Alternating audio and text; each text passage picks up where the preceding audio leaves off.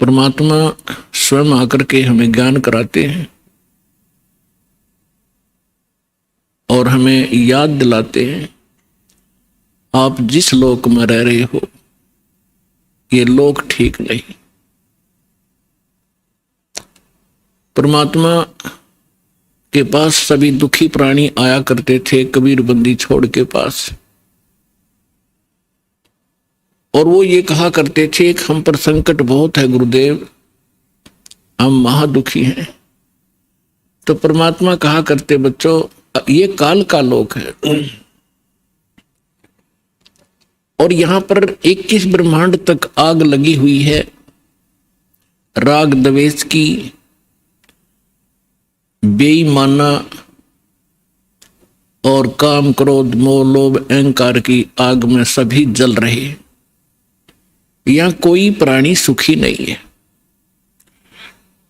आप ये मानते हो कि मैं रोग मुक्त हो जाऊंगा तो मैं सुखी हो जाऊंगा। जो निरोग हैं उनसे मिलिए जाकर के, उनको ना जाने कितनी और टेंशन पाएंगी जिनको आप सुखी मानते हो, क्योंकि जो निर्धन है वो सोचता है कि ये पैसे वाले सेठ साहूकार ये सुखी होंगे। जहां माया का समावेश है पुण्यात्माओं, स्वप्न में सुख नहीं हो सकता। यह भूल है प्राणी का, क्योंकि जब तक हम उस आग में नहीं गिरते तब तक हमें ऐसे लगता है शीतल होगी। और सेठ ये सोचते हैं कि राजा लोग सुखी होंगे, हमें सुख नाम की वस्तु नहीं। क्योंकि सेठ वैसे नहीं बनता, उसने कोई तिगड़मबाजी करनी ही पड़ती है। उसके पास 20-30 लाख रुपए हैं तो 50 लाख रुपए का काम उसने आगे फिर से ऑन लोन ऋण लेकर शुरू करना पड़ेगा, तभी वो सेठ होने की सोचेगा। और वो 50 लाख का लोन ले लिया, बिजनेस ठीक चला नहीं, अब 20 लाख वो गए और 30 लाख 50 लाख का लोन गया। वो सेठ उस टेंशन के अंदर अपना जीवन व्यतीत कर रहा होता है। फिर सोचता है अब दूसरा बिजनेस करता हूं। आम व्यक्ति को लगता है बड़ा सेठ है, बड़े बिजनेस चल रहे हैं, पर सपने में शीतलता उस प्राणी को नहीं है।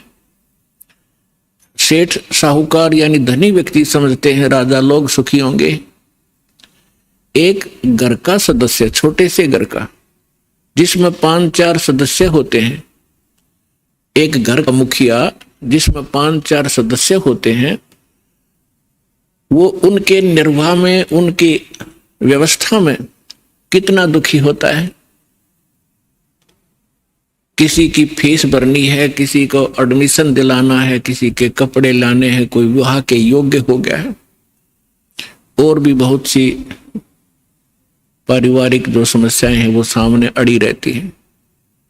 और एक राजा एक क्षेत्र का मुखिया होता है, उसको और भी ज्यादा टेंशन रहती है अपनी प्रजा को सुनियोजित रखने की और लॉ एंड ऑर्डर बनाए रखने की।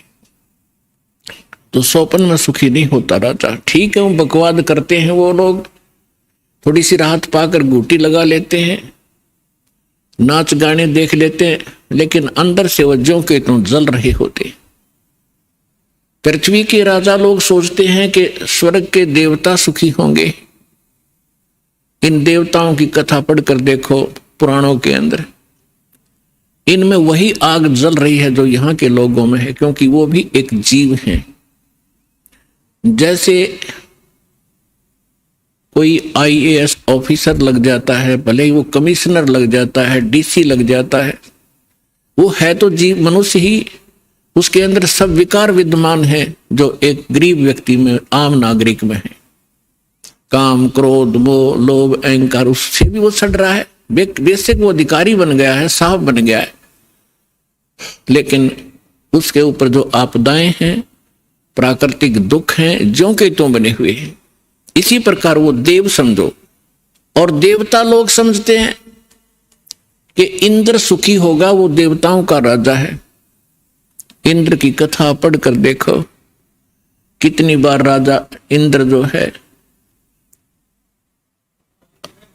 राक्षसों के साथ युद्ध में हार जाते हैं, जंगलों में समय व्यतीत करते हैं, और फिर क्या होता है, इंद्र का राज भोग के, इंद्र के राज को यानी अपना समय पूरा करके देवताओं का राजा, स्वर्ग का राजा मृत्यु को प्राप्त होता है, और मृत्यु के उपरांत वो गधे की योनि से 84 लाख योनियों को प्रारंभ करता है। तो परमात्मा कबीर जी बताया करते थे, भाई तन दर सुखिया कोई ना देखा, जो देखा सो दुखिया हो, उदय अस्त की बात करते हैं, मन सबका किया विवेक का हो, सबका किया विवेक का हो। तन दर सुखिया कोई ना देखा, जो देखा सो दुखिया हो, उदय अस्त की बात करते हैं, मन सबका किया विवेक का हो, सबका किया विवेक का हो। भाई घाटे बाधे सब जग दुखिया, के गृहस्थी बैरागी हो, घाटे बाधे सब जग दुखिया, के गृहस्थी बैरागी हो, सुख देव ने दुख के डर से गर्भ में माया त्यागी हो, गर्भ में माया त्यागी हो। तंदर सुखिया कोई ना देखा, जो देखा सो दुखिया हो, उदय अस्त की बात करते हैं, मन सबका किया विवेक का हो, सबका किया विवेक का हो।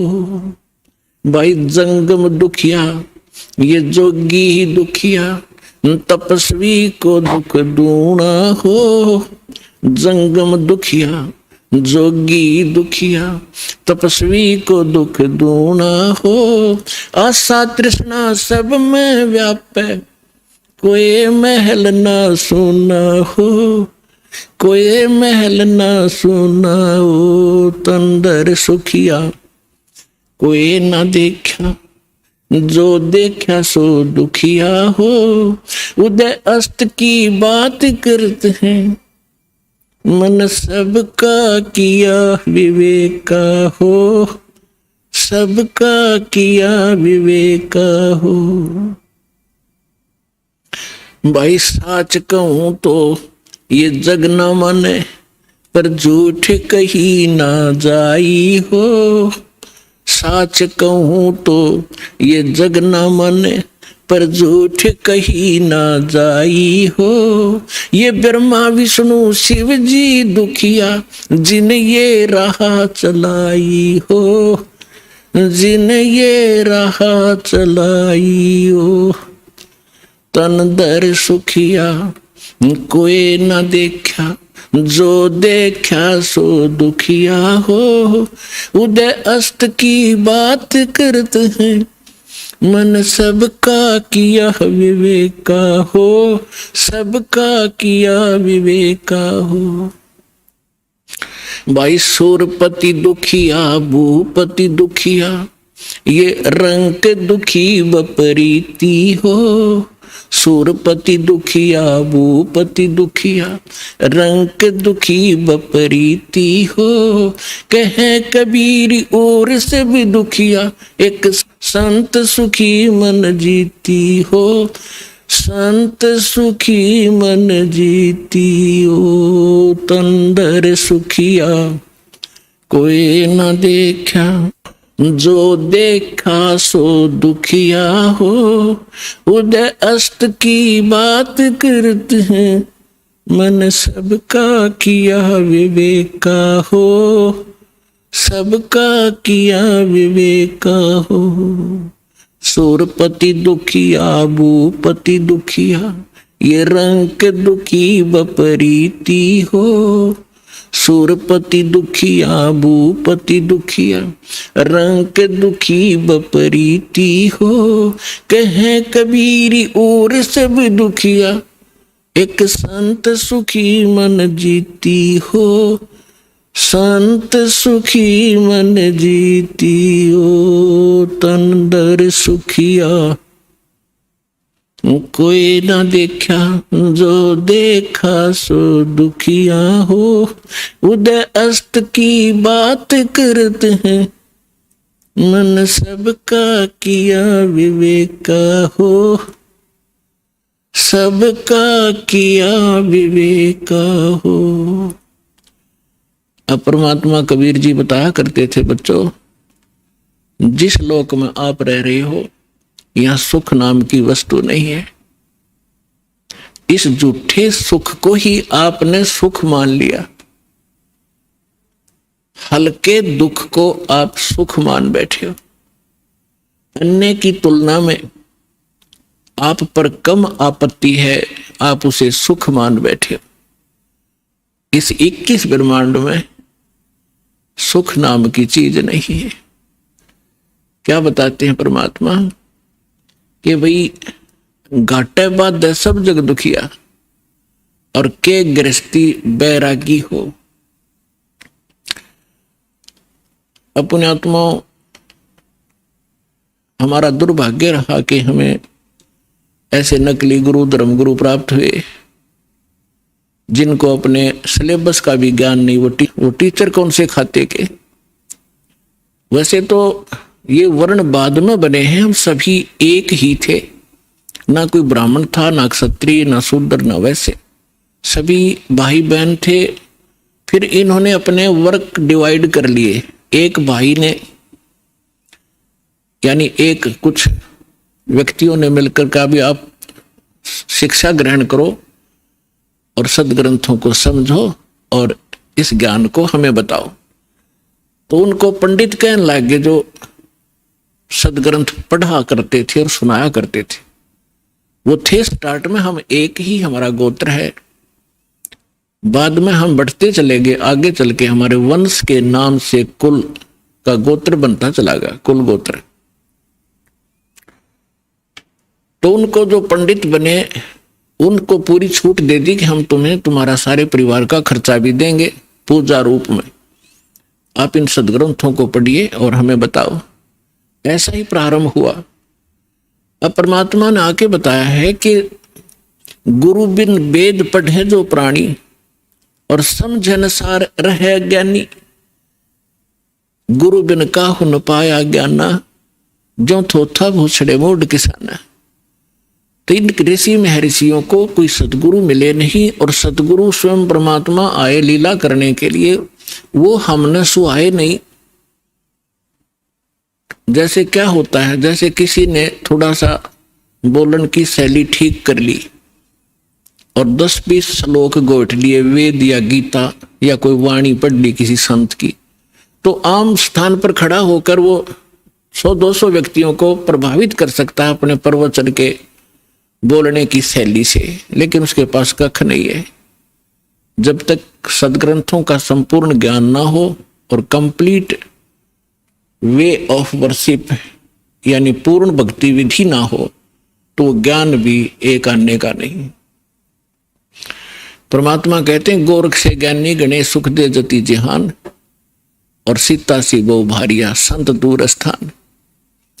फिर परमात्मा कहते हैं कि श्रोता कोट अनंत है और वक्ता कोट अनंत और दानी कोट अनंत है, पर बिरले साधु संत। तो जो प्रसंग चल रहा है कि परमात्मा हमें बताया करते थे, वो स्वयं आकर के ज्ञान दिया करते थे, तो हमें आज तक ज्ञान प्राप्त ही नहीं था। हमने इस झूठे सुख को सुख मान लिया। जैसे एक व्यक्ति के 3 पुत्रों में से एक की मृत्यु होगी, अब पुत्र मरो चाहे पुत्री, पत्नी मरो चाहे पति, दुख तो भारी होता है। अब जिनके साथ हम कितने प्यार से लाड से रह रहे हैं, हम इतने ढीठ हैं, दुख चाहे इनसे भी ज्यादा आ जाओ पर मरे नहीं, हमारी मृत्यु ना हो तो हम इस दुख में भी देख लेंगे, देखी जाएगी जैसे भी होगा। लेकिन ये दुख भी फिर मृत्यु भी, तो ये दोनों कष्ट यहां पर बने रहेंगे। तो उसके एक पुत्र की मृत्यु होने से बुरा हाल था, ना खा रहा था ना पी रहा था, सारा परिवार रो रहा था। शोक व्यक्त करने के लिए कुछ व्यक्ति जाते हैं, उनमें से एक व्यक्ति ऐसा था जिसका एक ही पुत्र था, वही मृत्यु को प्राप्त हो चुका था कई वर्ष पूर्व। तो सांत्वना देने वालों ने कहा कि देख भाई, यहाँ तो मृत्यु एक ना एक दिन सबकी आनी है, और देख इसको देखकर जी ले, इसका एक ही पुत्र था और उसी की मृत्यु होगी, ये भी अपना समय व्यतीत कर रहा है। फिर उस व्यक्ति को जिसका पुत्र तीनों में से एक मृत्यु को प्राप्त हुआ था, तो उसको थोड़ा सा सांत्वना हुई, हौसला हुआ, ये सोचकर कि हे भगवान, इससे तो मैं भी सुखी, मेरे दो तो बच गए। फिर वो ठीक हो गया, रोटी खा ली, थोड़ा सा गम दूर हुआ, अब खाक सुख हो गया। क्या पुत्र वापस आ गया वो? तो परमात्मा कहते हैं झूठे सुख को सुख कहे, ये मान रहा मनमोद, ये सकल चबी ना काल का, कुछ मुख में कुछ बोध। और फिर परमात्मा हमें याद दिलाते हैं कि जो सुख सथल है उसका तुम्हें ज्ञान नहीं है, क्योंकि आज तक तुमने वो सूक्ष्म वेद प्राप्त नहीं हुआ। वो सुख स्थान बताने के लिए मैं आया हूं अपने निज लोक ते। परमात्मा कहते हैं अवगत से चल आया, मेरा कोई भेद मर्म नहीं पाया। परमात्मा अपनी महिमा कबीर जी स्वयं बताते हैं कि मैं सतलोक से चलकर आया हूं और मेरी महिमा से कोई परिचित नहीं है। अवगत से चल आया, मेरा कोई भेद मर्म नहीं पाया। अब क्या बताते हैं परमात्मा? एक बार गोरखनाथ जी ने रामानंद जी, स्वामी रामानंद जी आचार्य जी को आध्यात्मिक गोष्ठी के लिए पुकारा, बुलाया, आमंत्रित किया, ललकारा। अब रामानंद जी वैसे तो विद्वान माने जाते थे, गीता वेद घोट रखे थे उसने, कंठस्थ याद थे मंत्र सभी, लेकिन वो सिद्धि नहीं थी उनके पास। और ये नाथ जो होते हैं तपस्वी होते हैं, ये हठ योग करते रहते हैं। हठ योग से कुछ सिद्धियां आ जाती हैं जो इस मानव शरीर की और इस भक्ति के नाशक होती है। आम व्यक्ति ये सोचता है कि इसने बहुत बड़ी उपलब्धि कर रखी है, सिद्धि प्राप्त करके कोई आकाश में उड़ जाता है और कोई किसी को दुआ बद्दुआ देकर दुखी सुखी कर देता है, थोड़ा बहुत अपनी पूंजी तय, फिर स्वयं कंगाल हो जाता है। तो ये सब ड्रामेबाजी थी। तो गोरखनाथ जी ने स्वामी रामानंद जी से कहा कि आइए हमारे साथ गोष्ठी कीजिए। रामानंद जी चिंतित हो गए कि श्रोता विद्वान नहीं है और ये नाथ जी जो आए हैं मेरे साथ गोष्ठी करने के लिए, इनमें सिद्धि होती है। इन सिद्धियों को देखकर जनता उनको विजयी घोषित कर देगी और मेरी बेइज्जती होगी। वो बहुत चिंतित था, चिंतित थे स्वामी जी। उधर से परमेश्वर कबीर जी ने स्वामी रामानंद जी को अपना गुरु धारण कर रखा था, एक मर्यादा मेंटेन रखने के लिए। अपने आत्माओं, आज तक जो यह बात बिगड़ी रही, दो विद्वान आपस में बैठकर चर्चा किया करते थे जिसको शास्त्रार्थ कहते थे, और शास्त्रार्थ वो संस्कृत में बोला करते थे। सभी श्रोता अशिक्षित होते थे, उनको संस्कृत कह भी नहीं आती थी, और जिसकी बोलने की शैली दुरुस्त होती थी और संस्कृत घनी याद होती थी, और वो ज्यादा संस्कृत बोलता ही रहता था तो श्रोता उसको ताली पीट कर और विजयी घोषित कर देते थे। उस नकली के थे तो वह दोनों नकली, पर जो घना नकली था वो सिद्ध हो जाता था कि ये महाविद्वान और मैं ऋषि हो गया। तो इस डर से रामानंद जी चिंतित थे कि श्रोता अशिक्षित है, ये कोई सिद्धि दिखा देगा और सब इसको विजयी घोषित कर देंगे। तो उस समय परमात्मा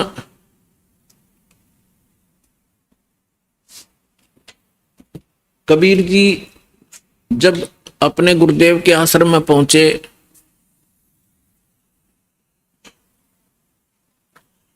रामानंद जी को चिंतित देखकर पूछा, गुरुदेव चिंता का विषय आपका दास जानना चाहता है।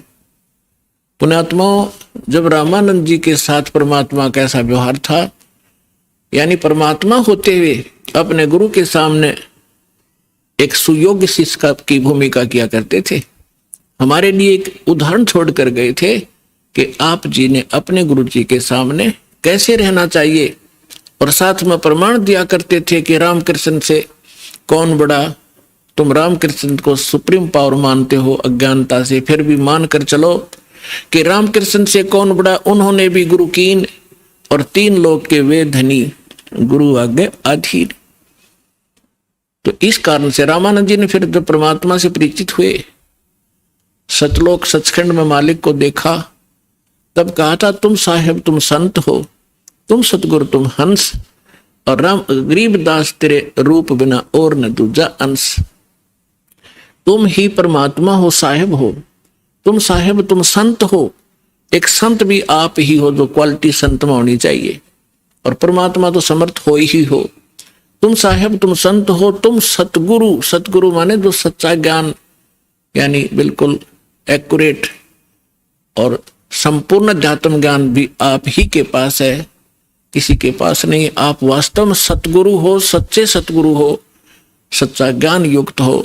और तुम साहेब तुम संत हो, तुम सतगुरु तुम हंस। हंस माने एक नेक आत्मा, एक सुयोग्य शिष्य भी आप ही हो। तो परमात्मा ने कहा, क्या आपका दास चिंता का कारण जान सकता है? तब स्वामी जी के साथ बैठे और भी बहुत से ब्राह्मण ऋषि थे।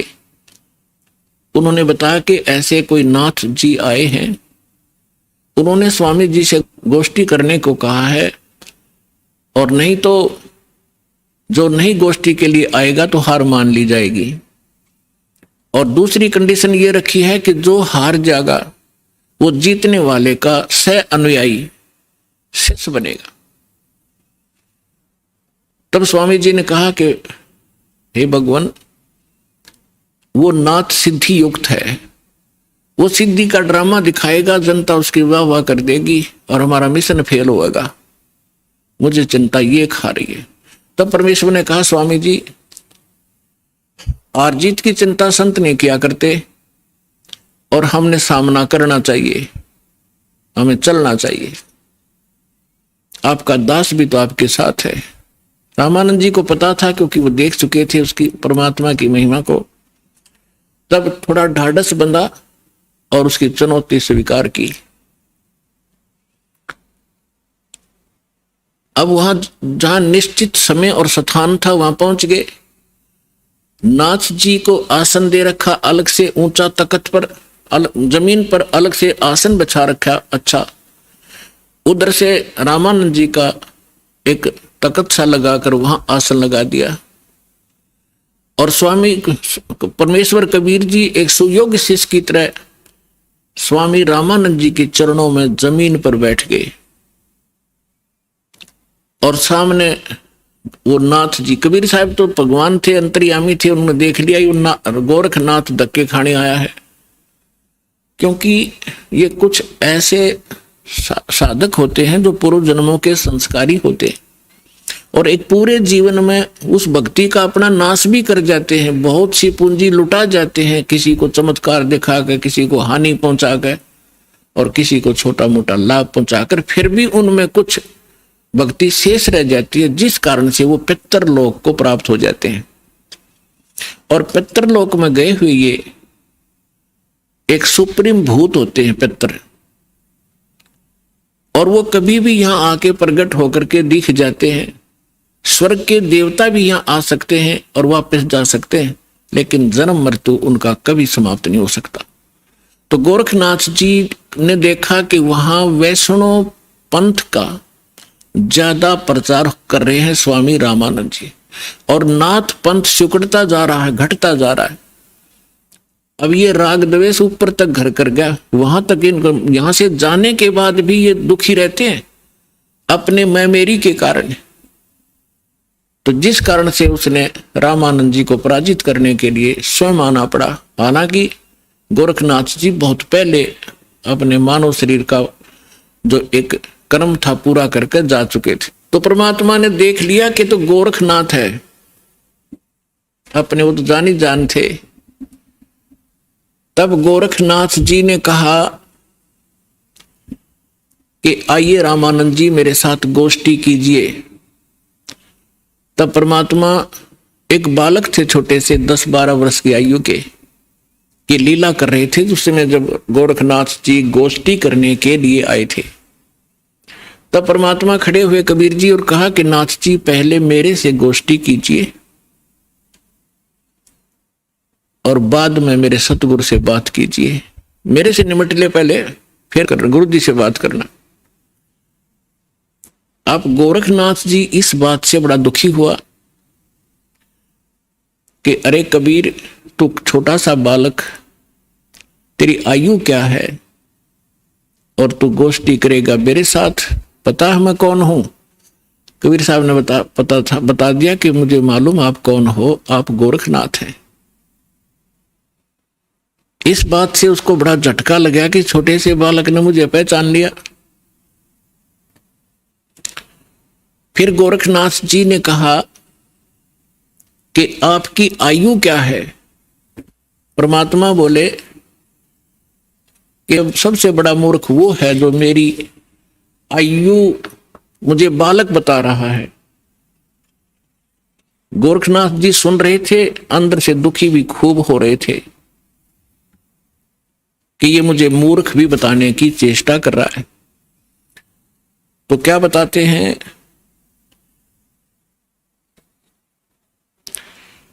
अब परमात्मा की महिमा वाणी में लिखा है, वो थोड़ा पढ़ के सुनाता हूं आपको।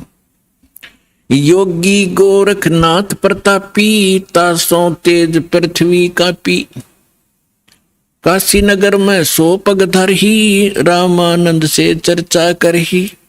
चर्चा में गोरख जय पावे, कंठी तोड़े तिलक छुड़वावे। सत्य कबीर शीश जो भयऊ, ये वृंतांत सो सुन लेऊ। गोरखनाथ के डर के मारे, बैरागी नहीं बेख संवारे। तब कबीर आज्ञा अनुसारा, वैष्णो सकल रूप संवारा। सो सुध गोरखनाथ जो पायो, काशी नगर शीघ्र चल आयो। रामानंद को खबर पठाई, चर्चा करो मेरे संग आई। रामानंद की पहली पौड़ी, सत कबीर बैठे तिस ठोरी। तब कबीर आज्ञा अनुसारा, वैष्णो सकल रूप संवारा। कहे कबीर सुनो गोरखनाथा, चर्चा करो हमारे साथा। प्रथम चर्चा करो संग मेरे, पीछे मेरे गुरु को टेरे। बालक रूप कबीर निहारी, तब गोरखनाथ ऐसे वचन उचारी। परमात्मा को बालक रूप में देखकर फिर गोरखनाथ जी ने ये वचन बोले। कब के बहे बैरागी कबीर जी, कब के बहे बैरागी। कि तू छोटा सा बालक और कब से तू बैरागी बन गया? क्योंकि ये वैष्णव परंपरा के जो, या नाथ परंपरा के हैं, वैष्णव परंपरा के हैं, या कोई भी एक ग्रुप है इन साधु संतों का, ये अपनी एक पहचान अलग बनाते हैं। जैसे नाथ कई तो कान पड़वा लेते हैं, उनको कनपाड़े नाथ कहते हैं। कई जैसे वैष्णव है वो एक कंठी रखते हैं, एक तुलसी के मनिए की, एक तुलसी के लकड़ी का मन का, और एक धागे में बांध कर लटका कर रखें, जिससे वैष्णव परंपरा से दीक्षित होने की वो प्रतीक होता है। और एक लंबा सा तिलक लगाते हैं, टिक्की लगाते हैं, और जैसे साधु संत एक हाथ में फावड़ी रखते थे, ऐसे बैठकर साधना करते हैं उसके हठ योग के लिए। नीचे एक टी टाइप की एक लकड़ी का डंडा सा होता है, अंग्रेजी के अक्षर टी टाइप। तो परमात्मा रामानंद जी के शिष्य थे, उस दिन जानबूझकर एक साधु संत का रूप बनाकर, जैसे वैष्णव संत साधु भक्त होते हैं, कंठी गले में तिलक पूरा लगा रखा और टोपी पहन रखी और कंठी माला सुमरनी और वो सारा कुछ ले रखे, फावड़ी सी। अब परमात्मा बोले मेरी उम्र बताऊं क्या है। राम, ये नाथ जो होते हैं भगवान शंकर के पुजारी होते हैं, तो क्या बताते हैं कबीर जी, नाथ जी हम जब के बहे बैरागी, मेरी आद अंत सुध लागी, धू कार आद का मेला, नहीं गुरु कोई नहीं था चेला, जब का तो हम योग उपासा, तब का फिरूं अकेला, धरती नहीं जद की टोपी दीनी, और ब्रह्मा नहीं जद का टीका, और शिव शंकर से योगी ना थे, तब तब का जोड़ी सिक्का, द्वापर की हम करी फावड़ी, त्रेता का हम झंडा, सतयुग मेरी फिरी दुहाई, मैं कलयुग फिरूं नौखंडा, गुरु के वचन साध की संगत, अदर अमर गर पाया, कह कबीर सुनो हो गोरख, हम सबको तत्व लखाया। अब गोरखनाथ जी ने जब ये सुना तेरा शंकर भी ना था तब का मैं हूं, मेरी इस शरीर को देखकर आप मेरी आयु का एस्टिमेट नहीं लगा सकते। तो परमात्मा क्या बताते हैं, जो बूझे सो बावरा, भाई क्या है उम्र हमारी, असंख्य युग पर ले गए हम तब के ब्रह्मचारी, कोटि निरंजन हो गए ये परलोक सिधारी, हम तो सदा महबूब हैं स्वयं ब्रह्मचारी, अरबों तो ब्रह्मा गए तेरे 49 करोड़ कन्हैया, और 7 कोट तेरे शंभू मर गए, मेरी एक नहीं पलैया। हाय हाय, अब क्या बता रहे हैं परमात्मा कि ये ज्योत निरंजन जो ब्रह्मा विष्णु महेश का पिता, जिसको गीता अध्याय नंबर 15 के श्लोक नंबर 16 में सरपुरुष कहा है, सरपुरुष अक्षर पुरुष 2 पुरुष बताए, तो ये 21 ब्रह्मांड का स्वामी ये ज्योत निरंजन है, ये काल है, ब्रह्मा विष्णु महेश का पिता है।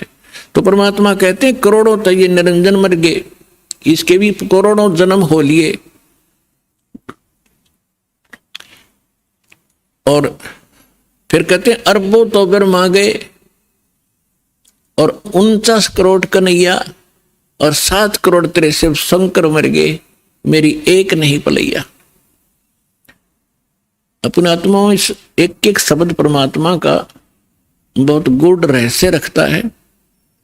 जैसे ब्रह्मा जी की 100 वर्ष की आयु है, उसकी आयु कैसे बनती है, 100 वर्ष कैसे बनते हैं, जैसे सतयुग त्रेता द्वापर कलयुग 4 युग का एक चतुर्युग होता है, इसमें 43,20,000 कुल वर्ष होते हैं अपने मनुष्यों के वर्ष, और ऐसे ऐसे 1000 चतुर्युग का ब्रह्मा जी का दिन, इतनी ही रात्रि, फिर 30 दिन रात का 1 महीना और 12 महीने का वर्ष, ऐसे बने हुए, और फिर 100 वर्ष की आयु ब्रह्मा जी की। ब्रह्मा जी की से 7 गुना विष्णु जी की आयु अधिक है, और विष्णु जी से 7 गुना शंकर भगवान की। तो यहां परमात्मा क्या बता रहे हैं, अरबों तो ब्रह्मा गए, 49 करोड़ कन्हैया तेरे विष्णु जी, और 7 करोड़ तेरे शंभू मर गए, मेरी एक नहीं पलैया, मेरे जीवन की एक पल भी नहीं घटी। अर्थात परमात्मा अविनाशी हैं और ये बता रहे हैं कि तेरे ब्रह्मा विष्णु महेश भी नाशवान है। इस बात नाथ जी दुखी हो गए कि ये हमारे भगवानों को अजरो अमर है, ये तो इनको नाशवान बता रहे हैं। तो परमात्मा कहते हैं एक ना भूला दो ना भूली, भूली सब संसारी, सबका बोल पट दिया। मेरे साथ दो भाई, मैंने सब जग भूला पाया। इसी भूल में ब्रह्मा भूला जिन ये वेद सरसाया, और वेद पढ़ के पंडित भूले मर्म भेद नहीं पाया। इसी भूल में विष्णु भूला जिन वैष्णव पंथ चलाया, और वैष्णव पंथ चलाया। इसी भूल में शिव शंकर भूले जिन भिक्षुक पंथ चलाया, और सिर पर जटा हाथ में खपर घर घर अलग जगाया। मेरे साथ दो भाई, मैंने सब जग भूला पाया। इसी भूल में विष्णु भूले जिन वैष्णव पंथ चलाया, और तीर्थ व्रत का बड़ा महात्म बहुविध जीव फंसाया। तो यहां गोरखनाथ जी को परमात्मा बता रहे हैं कि अरबों तो ब्रह्मा गए, ये 49 करोड़ कन्हैया, 7 करोड़ तेरे शंभू मर गए, मेरी एक नहीं पलैया। कोटिन नारद हो गए ये मोहम्मद से चारी, देवताओं की गिनती नहीं क्या सृष्टि बिचारी। नहीं बूढ़ा, कहते ना मैं बूढ़ा ना बालक, और ना कोई बाट भिखारी। ना बूढ़ा ना ही बालक, ना कोई भाट भिखारी। कहे कबीर सुनो हो गोरख, ये सुन ले उम्र हमारी। मैं ना बालक हूं, ना मैं वृद्ध हूं, ना कोई भाट भिखारी हूं, और ये मेरी महिमा तेरे को मैंने बता दी, मैं ये हूं। अब गोरखनाथ जी को बड़ा दुख हुआ, इज्जत का नाश हो गया कि छोटा सा बालक और इतना बड़बड़ बोल रहा है। इनके पास एक हल्दी की गांठ थी, उसके पास सिद्धि की। गोरखनाथ जी ने अपने आसन के साथ में त्रिशूल गाड़ रखा था। एक ऊपर 3 एरो से होते हैं, और नीचे से वो एक पाइप सी, नीचे फिर एक नुकीला सा सिरा होता, उसको जमीन में गाड़ के आसन के साथ रखा हुआ था। 6-7 फुट ऊंचा त्रिशूल। गोरखनाथ जी ने कहा कि यदि तू मेरे साथ वार्ता करना चाहता है कबीर जी, तो आइए मेरे समान आसन में आ जाइए। नाथ जी वहां से उठे जमीन से, ऐसे आसन पद्म लगाकर बैठे थे। आसन पद्म लगाए लगाए ऊपर उठ गए और त्रिशूल के ऊपर जाकर विराजमान हो गए। हाँ, ये देखिएगा, ये त्रिशूल पर बैठे हैं। फिर परमात्मा ने क्या लीला की कि कबीर जी ने कहा कि गोरखनाथ जी, आपकी और हमारी बात ज्ञान चर्चा की थी, गोष्ठीकरण की थी। ये बाजीगर वाला काम हम नहीं जानते, और ना ये पसंद है, ना ये दातम मार्ग में इसकी कोई वैल्यू है। आप नीचे बैठ के और चर्चा करता कि जनता को पता चले सच्चाई का। तो गोरखनाथ जी कहते हैं तुम्हारे पास कोई है तो आइए मेरे समान बैठकर चर्चा कीजिए, नहीं तो हार स्वीकार कर लीजिए। अब उनके पास तो एक दाव था यो। तो परमात्मा बोले अच्छा ठीक है। कबीर साहब बचपन से ही जुलाहे का काम करने लगे थे, और जेब में एक चरखे के ऊपर ये माताएं काटा करती थी। एक रील बन जाया करती, इतनी मोटी कच्चे धागे की, 100-150 फुट लंबा तार होता था उसका। उसी से सूत कपड़ा बनाया करते थे भगवान। वह कुकड़ी बोल रहे, हमारे देसी हरियाणा के अंदर कुकड़ी बोल रहे हैं, उसने कच्चे धागे वाली कुकड़ी। वह कुकड़ी निकाली जेब मत, वह रील धागे की, और एक सिरा पकड़ लिया और उसको ऐसे छटक दिया परमात्मा ने। वो धागा सीधा खड़ा होगा, स्ट्रेट परपेंडिकुलर, 150 फुट उसका अंतिम सिरा आकाश में, 150 फुट पर। परमात्मा वहां से उठे और उस धागे के अंतिम सिरे पर जाकर बैठ के 150 फुट ऊपर। अब गोरखनाथ जी से कहा कि नाथ जी आइए, राजा मेरे बराबर में बैठकर चर्चा कराएंगे, यहां आ जाइए। अपने आत्माओं, ऐसी बात नहीं थी कि गोरखनाथ जी आकाश में और ऊपर नहीं जा सकते थे, वो तो और ऊपर भी जाते थे, स्वर्ग में भी, उस पितरलोक में भी चले जाते थे। लेकिन समर्थ के सामने सिद्धियां समाप्त हो जाती हैं। जैसे ये घड़ी बना रखी है, अब इसकी सिद्धि बना दी कारीगर ने, इंजीनियर ने, कि ये अपने आप चल घूम रही है और इसके सामने चुंबक खड़ा कर दो 1 फुट दूर, ये जाम हो जाएगी, आगे नहीं सरकेगी, वहीं खड़ी हो जाएगी। तो वो समर्थ आ बैठे, उसी से प्राप्त करके छोटी मोटी खिलौने खेल रहे होते हैं और प्रभु पाक जाते हैं। उस परमात्मा ने उसकी सारी सिद्धि कैंसिल कर दी। उठना चाहा था ऊपर को और जमीन पर ऐसे गड़ा धर्म देसी, सारा शरीर बोला, जान गया गोरखनाथ कि आज तेरी सिद्धि नहीं काम करेगी। अब गोरखनाथ ऐसे बैठा जैसे पैरालाइसिस हो जाता है इंसान को, टस मस नहीं हो पा रहा। तब गोरखनाथ जी ने कहा कि आ जाओ कबीर जी, नीचे आ जाओ, अब मैं समझ गया आपको, अब चर्चा करेंगे। तब परमात्मा ने उनको ज्ञान समझाया कि ये बालका के ड्रामे मोक्ष मार्ग नहीं है। कहते जंतर मंत्र जोग निभाई, काल चक्र जम जोरा खाई, तुम हो जम की फर्दी माही। कहते हैं गोरखनाथ सिद्धि में फूल्या, गोरखनाथ सिद्धि में भूल्या और टूणे टामण हांड फूल्या, जंतर मंत्र जोग निभाई और काल चक्र जम जोरा खाई, तुम हो जम की फर्दी माही।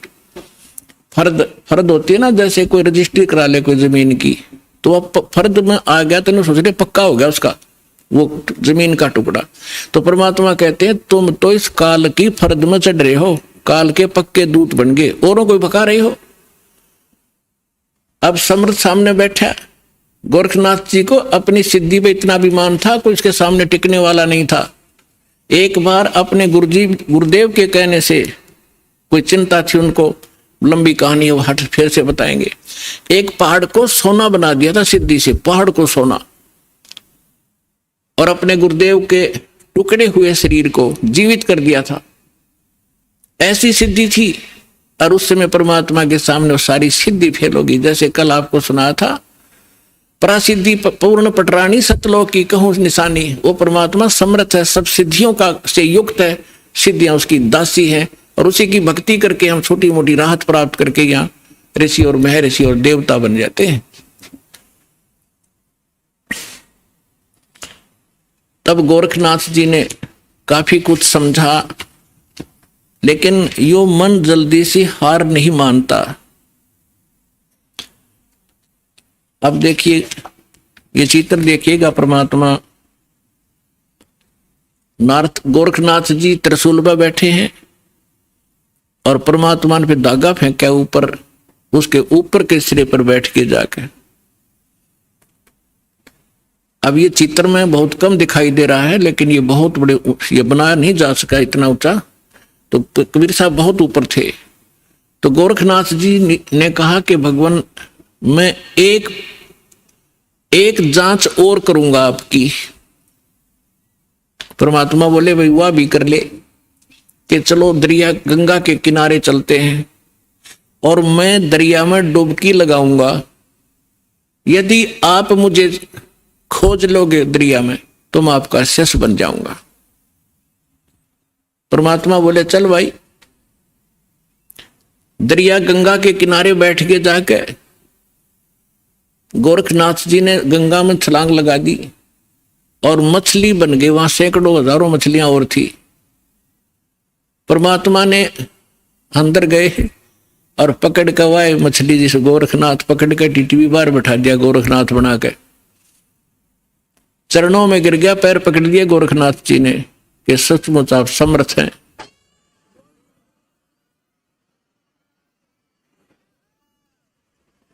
तब गोरखनाथ जी ने कहा, हे परमात्मा आप कौन हो? आपने मेरी सारी फड़क निकाल दी और मैं अपने कर्म बिगाड़ रहा था, आपने मुझे बचा लिया। पुण्यात्माओं, ये मन है ना, ये काल का दूत है। आत्मा परमात्मा का अंश है। जब परमात्मा वहां खड़े थे, मन भाग गया, आत्मा रोए थी गोरखनाथ की। तो परमात्मा के जो सभी बच्चे हैं, ब्रह्मा विष्णु महेश भी उसी के बालक हैं। राम कृष्ण सतगुरु सहजादे, भक्ति हेत न हुए प्यादे। अब वो भी भक्ति के लिए यहाँ आए थे बेचारे, या गलत साधना करके देवता बन गए, वहां प्रभु पा के गए। अब सुने नहीं किसी की। अब उनको परमात्मा मिले थे, उनको एक बार तो उन्होंने स्वीकार किया, क्योंकि आत्मा तो सबकी भगवान के लिए तरफ रही है, लेकिन ये मन काल का दूत फिर प्रेरित कर दिया, परमात्मा से दूर कर दिया उनको। कबीर साहब कहते हैं, श्वेत भूमि का हम गए जहां विष्णु विश्वम्बर दास और हरियम हीरा नाम देकर चेला की न्यादास। हम बैरागी ब्रह्मपद सन्यासी महादेव और सोहम मंत्र दिया शिव जी को करे हमारी सेव। ऐसे ब्रह्मा जी के पास गए थे, उनको ओम मंत्र दे करके प्रथम मंत्र, क्योंकि पहला मंत्र इसलिए दिया जाता है उसकी श्रद्धा कितनी बढ़ेगी फिर आगे बढ़ा जाता है। तो फिर पहले तो उनकी तीनों की बहुत अच्छी श्रद्धा बनी, फिर बाद में इस मन ने वो प्रेरित कर दिए कि ये वैसे ही अटपट कर रहा है, कोई ज्ञान नहीं जतता इसका।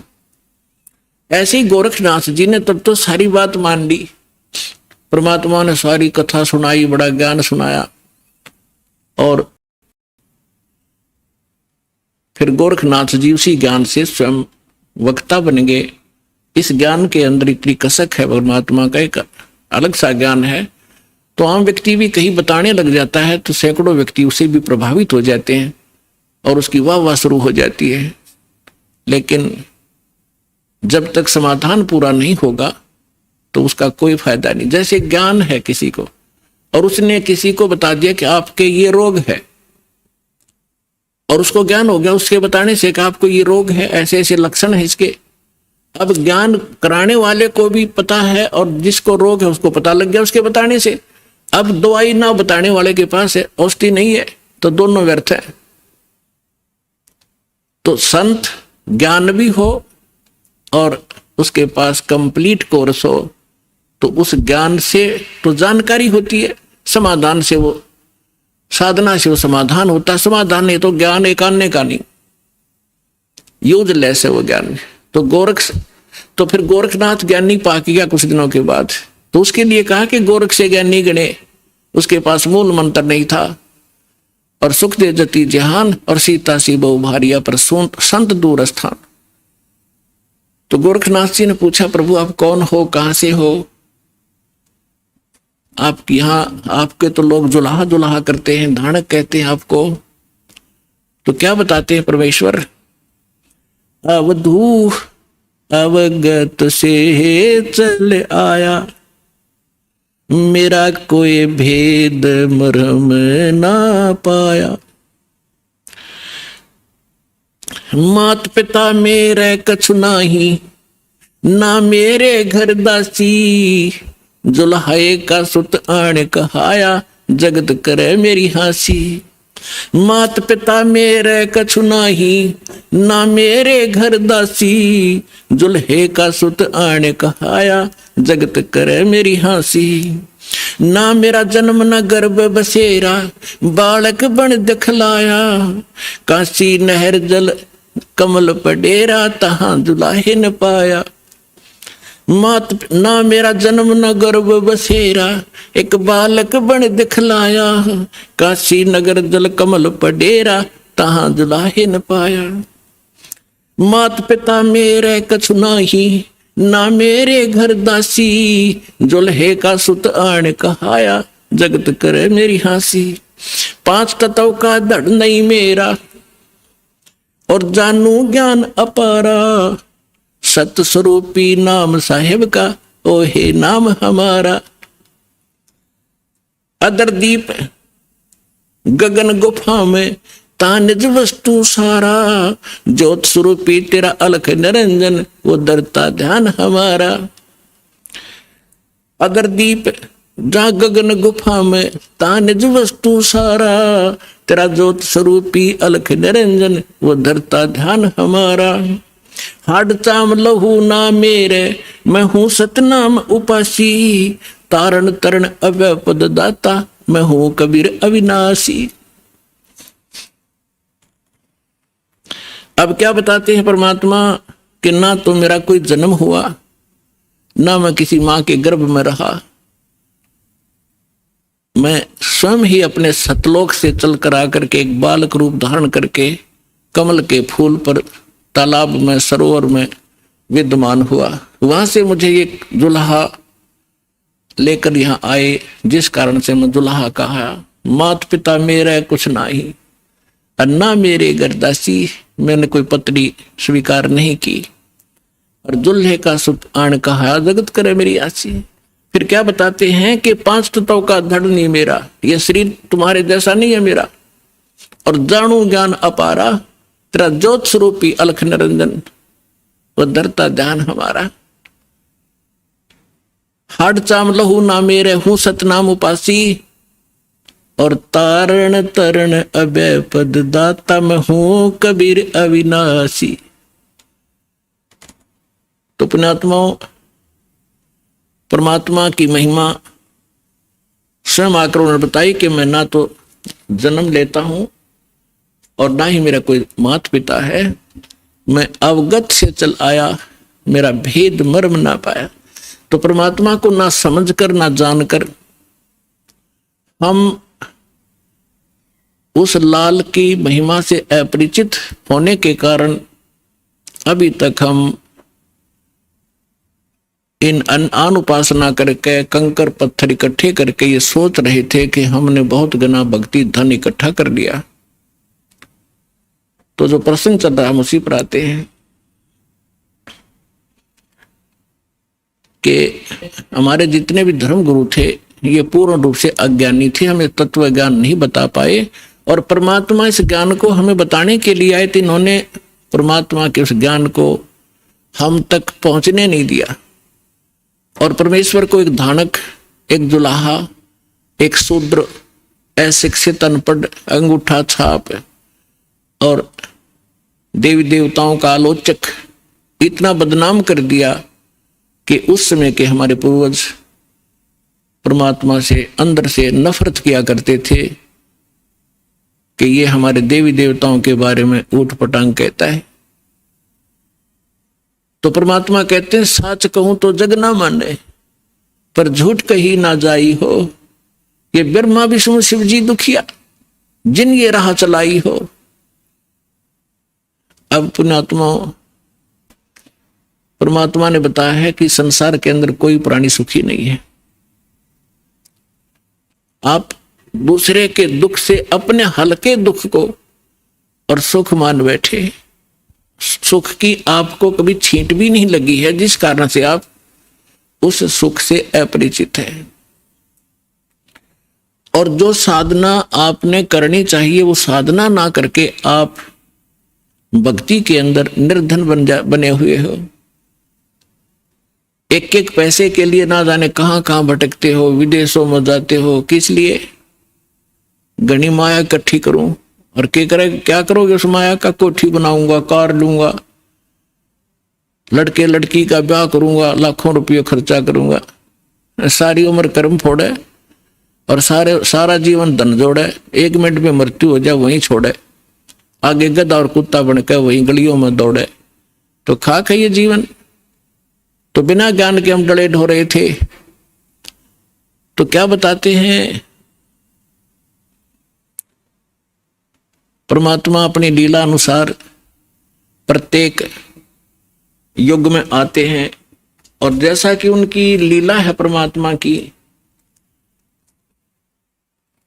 वो अब प्यारी आत्माओं को मिलते हैं। उनमें से किन किन को इस कलयुग के अंदर मिले भगवान?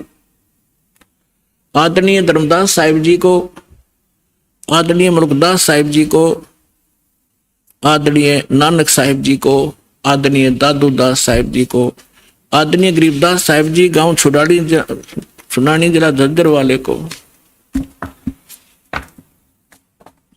आदरणीय गीसा दास साहिब जी गांव खेखड़ा उत्तर प्रदेश वाले को। तो गरीबदास साहिब जी को परमात्मा ने एक विशेष ज्ञान दिया, जैसा कि आपको कल बताया था सत्संग में रात्रि में कि परमेश्वर ने कहा था कि धर्मदास 12वां पंथ गरीबदास पंथ होगा और उसमें मेरी महिमा की वाणी पुनः प्रकट होएगी। और उस गरीबदास का पंथ जब चलेगा उसी पंथ में आगे चल के हम आएंगे। और कब आएंगे? जब कलयुग 5505 वर्ष बीत चुका होगा, तब हमारी महिमा पुनः विशेष विशाल रूप से विस्तार से चलेगी और तब पूरे विश्व को पार करेंगे हम। तो गरीबदास जी ने परमात्मा के विषय में जानकारी के बाद क्या कहा है? मत दे दी है बालम याणे नू, मत दे दी है बालम याणे नू, मत दे दी है बालम याणे नू, मत दे दी है बालम याणे नू। जब ज्ञान हुआ परमात्मा के संपर्क में आने से, सचखंड देखा, भगवान के साथ रहे गरीबदास जी, ऊपर के सारे लोग देख कर आए। गरीबदास साहिब जी को गांव छुड़ाने, जिला झज्जर हरियाणा के अंदर खेतों में गऊ चरा रहे थे, 10 वर्ष के बालक थे। तब परमेश्वर अपने लीला अनुसार आए थे। दृढ़ भक्तों को, अच्छी आत्माओं को मिलते ही मिलते हैं, अपना ज्ञान सुनाते हैं। उनको वहां मिले, फिर सचखंड लेकर गए, सारे ब्रह्मांड दिखाए, ब्रह्मा विष्णु महेश की सतीथि से परिचित कराए। और धर्मराज जो यहाँ का न्यायाधीश है, परमात्मा उसके दरबार में पहुंचे। उस यहाँ के न्यायाधीश धर्मराज ने अपनी चेयर छोड़ दी, आसन छोड़कर खड़े हो गए, हाथ जोड़ के। पुण्यात्मा, अध्यात्म मार्ग एक ऐसा है, उसमें लोग दिखावा करने की आवश्यकता नहीं। जो समर्थ होगा उसके सामने वाले को तुरंत झटका लगेगा, वो समझ जाएगा कि ये प्रबल पावर है। तो एकदम हाथ जोड़कर खड़े हो गए। और कबीर साहब ऐसे खड़े हैं जैसे बड़ा अधिकारी छोटे अधिकारी को डांट लगाता है। तो गरीबदास जी ने बताया कि धर्मराज के दरबार में दई कबीर तलाक, मेरे भूले चूके हंस को तू पकड़िए मत कजाक। बोले पुरुष कबीर से धर्मराज कर जोड़, और तुम रे हंस ने पकड़ो नहीं मन 2 ही लाख करोड़। यानी अपने सामर्थ्य का प्रमाण दिया, जिसके सामने ब्रह्मा विष्णु महेश कांपते हैं धर्मराज के सामने, क्योंकि उनका भी अकाउंट वही रखता है। तो और दृढ़ हुए, ऊपर सचखंड सतलोक ले जाकर देखा, फिर वह पे छोड़ा। गरीबदास जी को मृत जानकर बालक को चिता पर रख दिया था कुल के लोगों ने। तब परमात्मा ने ऊपर के सब ब्रह्मांड दिखाकर वापस आत्मा छोड़ी, तो वो जीवित हो गए। उसके बाद ये अमृतवाणी की वर्षा करने लगे। तो ज्ञान हुआ जब कहते हैं आत्मा रो रही है कि हे परमात्मा, हम तो इस मन के साथ बांध दिए, ये अनाड़ी है, अच्छी वस्तु को ग्रहण नहीं करता, नकली की तब बता दे भाग्या जाएगा। अब किसी ने कह दिया आजा भजन कर ले, भक्ति कर ले, नो का टाइम नहीं, और उसको ये कह दे चल वहां सर्कस आ रहा देखेंगे, चल जब बरसात हो ले कि तरागनी कंपटीशन हो रहा, रात में भी जा खड़ा होगा वहां पर सांग सिनेमे में, तभी 3-3 4-4 घंटे लगा देगा। तो इस मन की आदत बकवाद करने की है, क्योंकि ये काल का एजेंट है, ये शुभ नहीं कर सकता, अशुभ करवाता है। तो अब आत्मा रो रही है। जब ज्ञान हुआ तो क्या कहती है, क्योंकि ये मन इसका कंट्रोलर बना दिया काल ने। और अब आत्मा क्या कह रही है, मत तो दे दी है बालम याणे नू, मत दे दी है बालम याणे नू, मत तो दे दी, मत तो दे दी है बालम याणे नू, मत तो दे दी है बालम याणे नू। गीता और भागवत पढ़े नहीं बूझे शब्द ठिकाने नू, गीता और भागवत पढ़े नहीं बूझे शब्द ठिकाने नू, मन मथुरा दिल द्वारका नगरी, कहाँ फिरे बरसाने नू, मैं तो दे दी, मैं तो दे दी है बालम याणे नू, मैं तो दे दी है बालम याणे नू, मैं तो दे दी।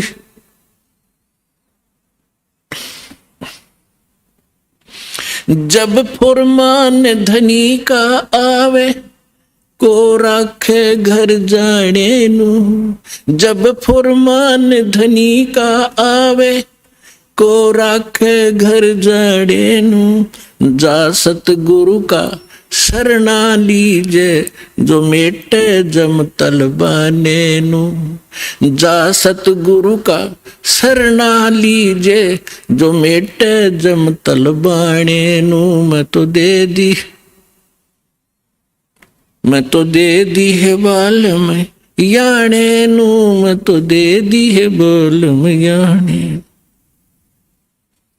उत्तर दक्षिण पूर्व पश्चिम फिरदा दाने दाने नू, उत्तर दक्षिण पूरब पश्चिम फिरदा दाने दाने नू, सर्व कला सतगुरु साहेब की हरि आणे नू, सर्व कला सतगुरु साहेब की हरि आणे नू, मैं तो दे दी है बालम याने नू, मैं तो दे दी है बालम याने नू। जम किंकर का राज कठिन है, ये नहीं छोड़ राजा राणे नू, जम किंकर का राज कठिन है, नहीं छोड़ राजा राणे नू, या दुनिया दा जीवन झूठा तुम भूल गए मर जाने नू, या दुनिया दा जीवन झूठा तुम भूल गए मर जाने नू, मैं तो दे दी, मैं तो दे दी है बालम याने नू, मैं तो दे दी है बालम याने नू।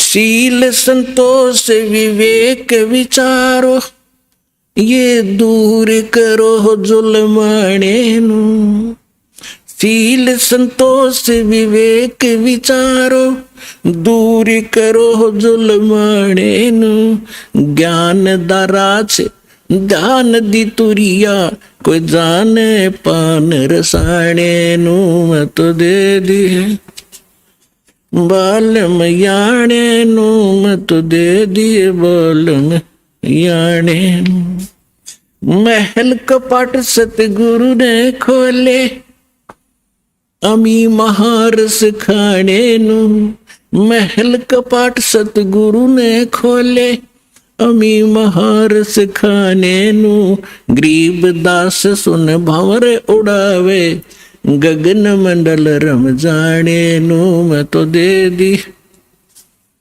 याने नू, मैं तो दे दी है बालम याने। अब क्या बताते हैं आदरणीय गरीबदास साहिब जी परमात्मा से प्राप्त ज्ञान को हमारे लिए कैसे सुना रहे हैं, कैसे बताया उन्होंने। आत्मा कह रही है जब ज्ञान हो गया तो गरीबदास जी कहते हैं मैं तो दे दी बालम याने नू, याना माने बालक, बालक बुद्धि का व्यक्ति, अनजान बिल्कुल छोटी बुद्धि का, जैसे बालक की बुद्धि जिस सत्र की होती है, तो हमारे ऋषि महर्षियों की इस सत्र की बुद्धि थी, क्योंकि ये सब काल के अधीन थे। तो क्या बताते हैं, गीता और भागवत पढ़े ना बूझे शब्द ठिकाने नू, गीता और भागवत पढ़े नहीं बूझे शब्द ठिकाने नो, मन मथुरा दिल द्वारका नगरी, कहाँ फिरे बरसाने नो। अब क्या बताना चाहते हैं कि गीता खूब पढ़े, गीता के मर्मज कवावे, भागवत की कथा 7-7 दिन सुनावे, उस कथा के कहने से मोक्ष होगा, गीता के पढ़कर सुनाने से मोक्ष नहीं होगा। उसके अंदर जो मूल मंत्र लिखा है उसकी साधना करने से मोक्ष होगा।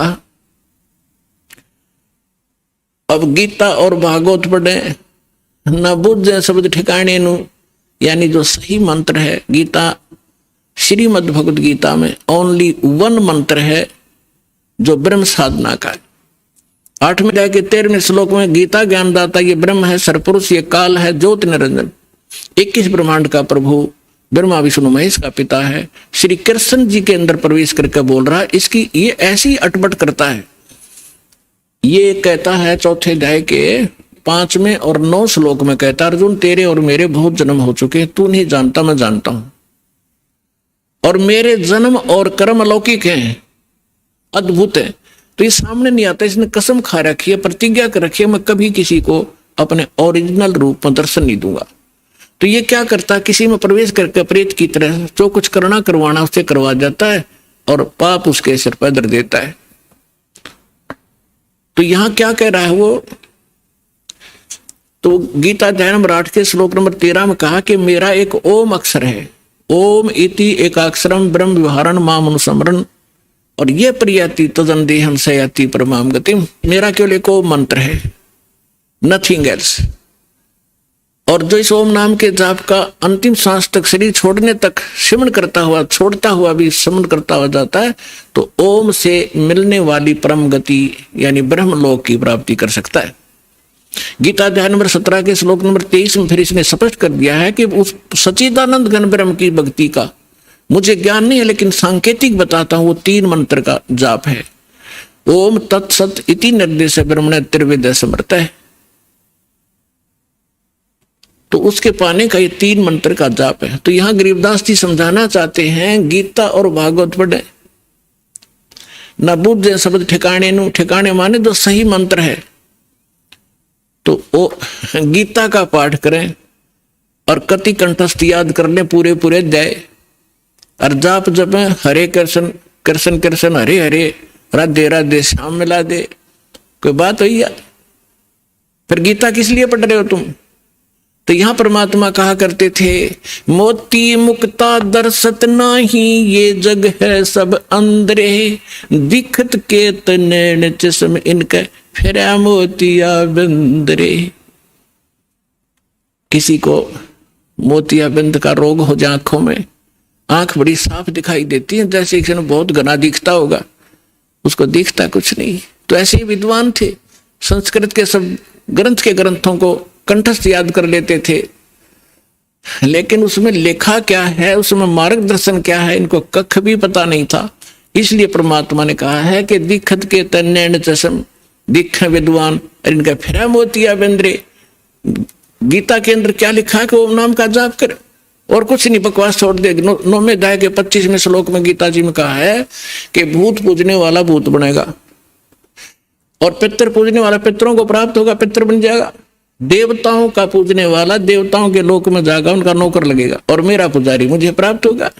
और उस परमात्मा की भक्ति को संत बताएगा। 4 अध्याय के 34वें श्लोक में कहा है। तो ये श्राद्ध भी मना कर रखे, भूत पूजा है, श्राद्ध भूत पूजा है, पितृ पूजा है। अरे ये हमारे देवता या गुरु हमारे यही करवा रहे, हमारे से सारे भूत पूज के भूता बनवा दिए। अब परमात्मा ने सूक्ष्म वेद में बताया है कि राम रमय सो राम है, देव रमय सो देव, और भूत रमय सो भूत है, सुनो सकल सुरभेव। और ये हमें ये साधना करवा के हमारे पूर्वजों को मिट्टी में मिला दिया। अब क्या बताना चाहते हैं कि गीता और भागवत पढ़े, न बुझ शब्द ठिकाने नु, और मन मथुरा दिल द्वारका नगरी, कहा फिर बरसाने नु। देख कांडले द्वार रखे हमारे से। क्या कहते हैं, मथुरा में किस लिए जाते हो? कि भगवान श्री कृष्ण की यहाँ रज चरण की रज डली हुई थी, और वहां जाने से मोक्ष होगा। गोवर्धन पर्वत को परमात्मा ने उठाया था, उसकी परिक्रमा करो गिरिराज की, मोक्ष हो जाएगा। भले आदमियों, पहले तो ये सोचो कि गोवर्धन गिरिराज को किस लिए उठाया था श्री कृष्ण जी ने? वो श्री कृष्ण जी ने कहा था इन देवताओं की पूजा छोड़ दो, एक भगवान की भक्ति करो, जैसा श्री कृष्ण जी को ज्ञान था। और फिर इवन देवताओं के राजा इंद्र की भक्ति भी बंद करवा दी, उसकी कढ़ाई कराया करते हुआ बंद करवा दी। इंद्र को क्रोध हुआ, ब्रज को डबोना चाहा, तब परमात्मा को याद करके, क्योंकि रामकृष्ण सतगुरु सहजादे कबीर भगवान के बच्चे हैं ये भी, और हमसे ज्यादा शक्तिशाली हैं, बड़े भक्ति युक्त से तभी थे उच्च पद को प्राप्त है। तो परमात्मा इनकी भी मदद करता जब ये हृदय से पुकारते हैं। और परमात्मा यही चाहते हैं कि ये जो आन उपासना हटे। तो श्री कृष्ण जी ने वो इसलिए गिरिराज उठाया था कि आन उपासना, देवी देवताओं की भक्ति बंद कर दो। और ये हमारे गुरु ये फिर वही करवाने लग रहे जो श्री कृष्ण जी बना किया करते थे, खा के इनको ज्ञान। अब श्री कृष्ण जी उस मथुरा ने छोड़कर द्वारका में गए थे। अगर वही पवित्र धरती होती और वहीं से मोक्ष होता तो वो द्वारका क्यों गए? तो गरीबदास सूक्ष्म वेद में कहा है कि भूमि भरोसा डूब है और कल्पत है त्यों देव। इस भूमि के जो आधार से आप ये मान बैठे हो कि मथुरा में जाने से और जीव का कल्याण होगा, या काशी में ही मोक्ष प्राप्त होता है, या भूल है आपकी? क्या बताना चाहते हैं कि मुक्ति खेत मथुरापुरी, वह कीन्या कृष्ण कलोल, और कंस केसी चाणूर से वह फिरते डामाडोल। कर्म प्रधान है, जैसे कर्म करोगे चाहे मथुरा में करो चाहे काशी में करो, कर्म का फल मिलेगा, धरती कुछ लाभ नहीं देगी। क्या संदेश क्या दिया है यहाँ इस सेंटेंस में, समृतवाणी में, कि यदि आप मथुरा को मोक्ष अक्षेत्र मानते हो, और किस लिए कि वहां श्री कृष्ण जी किलोल किया करते थे, घूमा फिरा करते थे, रास करते थे। उसी मथुरा में कंस था, केसी और चाणूर जैसा न बकलतरू आया, उनकी ब्रैन माटी हुई, उनको नरक स्थान मिला। उन कर्म माड़े किए तो अच्छे कर्म कहीं बैठ के कर लो, सद्भक्ति करो, उसी से लाभ होगा। और फिर क्या डले डुआ रखे हैं कि बरसाना में जाएंगे, बरसाने में नहीं गए तो अधूरी भक्ति रहेगी वहां की। क्यों? क्योंकि राधा जी बरसाने की लड़की थी और श्री कृष्ण जी की प्रेमिका थी। अब वहां के लोग, जो बरसाना के लोग इतने भ्रमित हैं, वो क्या कहते हैं, एक दूसरे को राम राम भी नहीं बोलते। वो क्या कहते हैं, जैसे सुबह सुबह या कभी भी मिलते हैं आपस में, हम कोई राम राम कहता, कोई सत्साई बोलते हैं, तो वो कहते हैं राधे राधे, तो सामने वाला कहेगा अखा बेटा राधे राधे, और राम भी भूल गए, और राधे उस काम की लड़की ने पूजन लाएंगे, देख कहाँ डले डुबा दिए, राधे राधे श्याम मिला दे। वो बरसाना में सिफारिश लुआन जाओ राधे की कि कृष्ण से मिला दे, कृष्ण ने मिलकर के कला टूट जाएगा, वो आप जन्म मृत्यु के अंदर। तो पुण्यात्माओं, इस काल के दूतों ने यो 9 मन सूत उलझा रखा है अज्ञान का। ऋषिदास की ड्यूटी लादी परमात्मा ने साची कहन की। एक बार तो सबको दुख होता है, पर बाद में आनंद बहुत आता है। पुण्यात्माओं, ये अन्य जितने भी ऋषि महर्षि आप देखते हो, संत, ये वही बातें कहते हैं, वही ज्ञान बताते हैं जो जनता को स्वीकार्य है। जैसे आप बहुत से संतों के बारे में सुनते हो, आसाराम जी जैसे क्या कहते हैं, 7-8 मंत्र बता देते हैं, जो तुमने अच्छा लगे वो सुन लो। वो गुरु हैं, कमाल की बात कर दिया। जैसे कि डॉक्टर के पास कोई मरीज जाता है और उसके आगे 7-8 प्रकार के कैप्सूल डाल दे कि उठा ले जो सा तुझे पसंद हो, रोग कट जाएगा। खाक डॉक्टर है वो, डॉक्टर से ये बताएगा ये टेबलेट है, इस समय लेनी है, और ये इसके परहेज हैं, और ऐसे ऐसे वो डॉक्टर होता है। तो इस प्रकार हमारे धर्म गुरुओं ने हमारे इस भक्ति मार्ग का बट्ठा बैठा दिया। पुण्यात्मा, जैसे एक हमारे यहाँ भी वो एक वृद्ध है, 60 साल वर्ष का था, सन 2000 की बात है। हम यात्रा पर गए थे परमात्मा के वो मगर देखने के लिए बच्चों को, क्योंकि उसमें थोड़ी संगत थी। इनको दिखाकर काशी में लहर तारा तालाब दिखाया, इनको ये दृढ़ हुए, फिर उन्होंने लाखों को दृढ़ कर दिया कि सचमुच हम देख कर आए हैं। बाकी वहां जाना सिर्फ मोक्ष नहीं, लेकिन अपना तीर्थ स्थल, अपना विश्वास दृढ़ करने के लिए हम गए थे। तो रास्ते में एक्सीडेंट हो गया किसी कारण से, जिस बस में वो बूढ़ा बैठा था उसकी टांग फ्रैक्चर होगी। यहाँ किसी डॉक्टर को दिखाया, वो जहाँ पुराने आश्रम में रहा करता था, उसको क्या किया, जैसे डॉक्टर ने से कह दिया हमने कि इसकी वहां पट्टी लगाया होगा, डॉक्टर कंपाउंडर ने भेज दे। और वो बूढ़ा जाते ही नो कह, क्योंकि जख्म था उसके ऊपर से जो पट्टी उतार के, और उसके अंदर जो जख्म बना हुआ था उसको जरा सा भी हाथ लावे और वो नौका मर गया। तो कंपाउंडर क्या करे, उसी के ऊपर ऐसे ही थोड़ी सी पट्टी लगावे, दवाई लगा और पट्टी बांध जावे। रोजाना के 20 रुपये ले ले, 5-7 उसके होंगे, 2-4 5-10 डॉक्टर के होंगे उसमें से। तो 1 महीना हो गया, दर्द ज्यों का त्यों चिल्ला हुआ बूढ़ा। तो एक ऐसे ही कोई हमारा उसमें एक सेवक रहता था, उसका मित्र एक डॉक्टर था, वो चला गया। उसने पहले भी देखा था कि बूढ़े का चोट लग गई, कहाँ जी फ्रैक्चर हो गया था।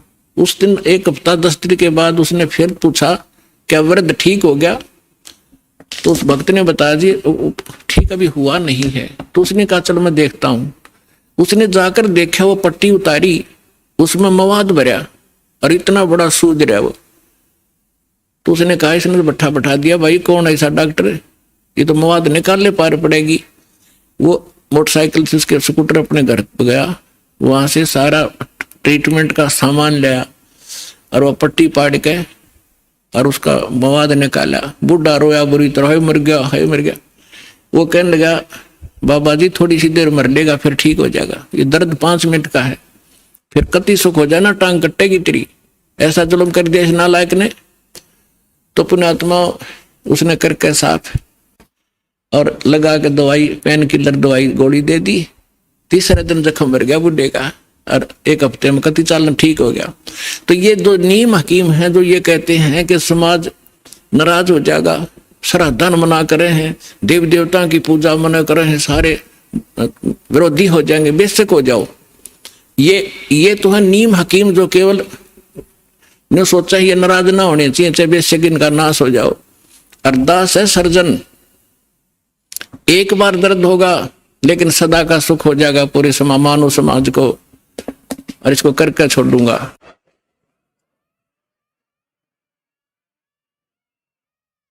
तो यहाँ क्या बताना चाहते हैं परमात्मा के मन मथुरा दिल द्वारका नगरी, कहाँ फिरता बरसाने नु।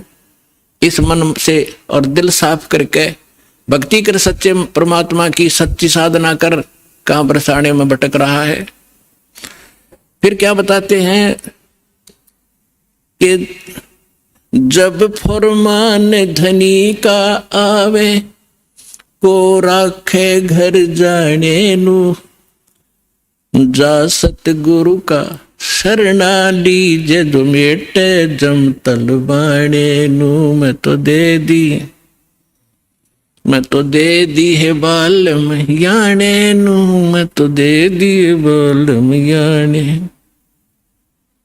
अब क्या बताया है गरीबदास साहिब जी ने कि जिस समय आपके प्रारब्ध में, आपके किस्मतानुसार जब आपकी मृत्यु आ गई और यम के दूत आपको लेने आएंगे, तो कोई नहीं रोक सकता उसको।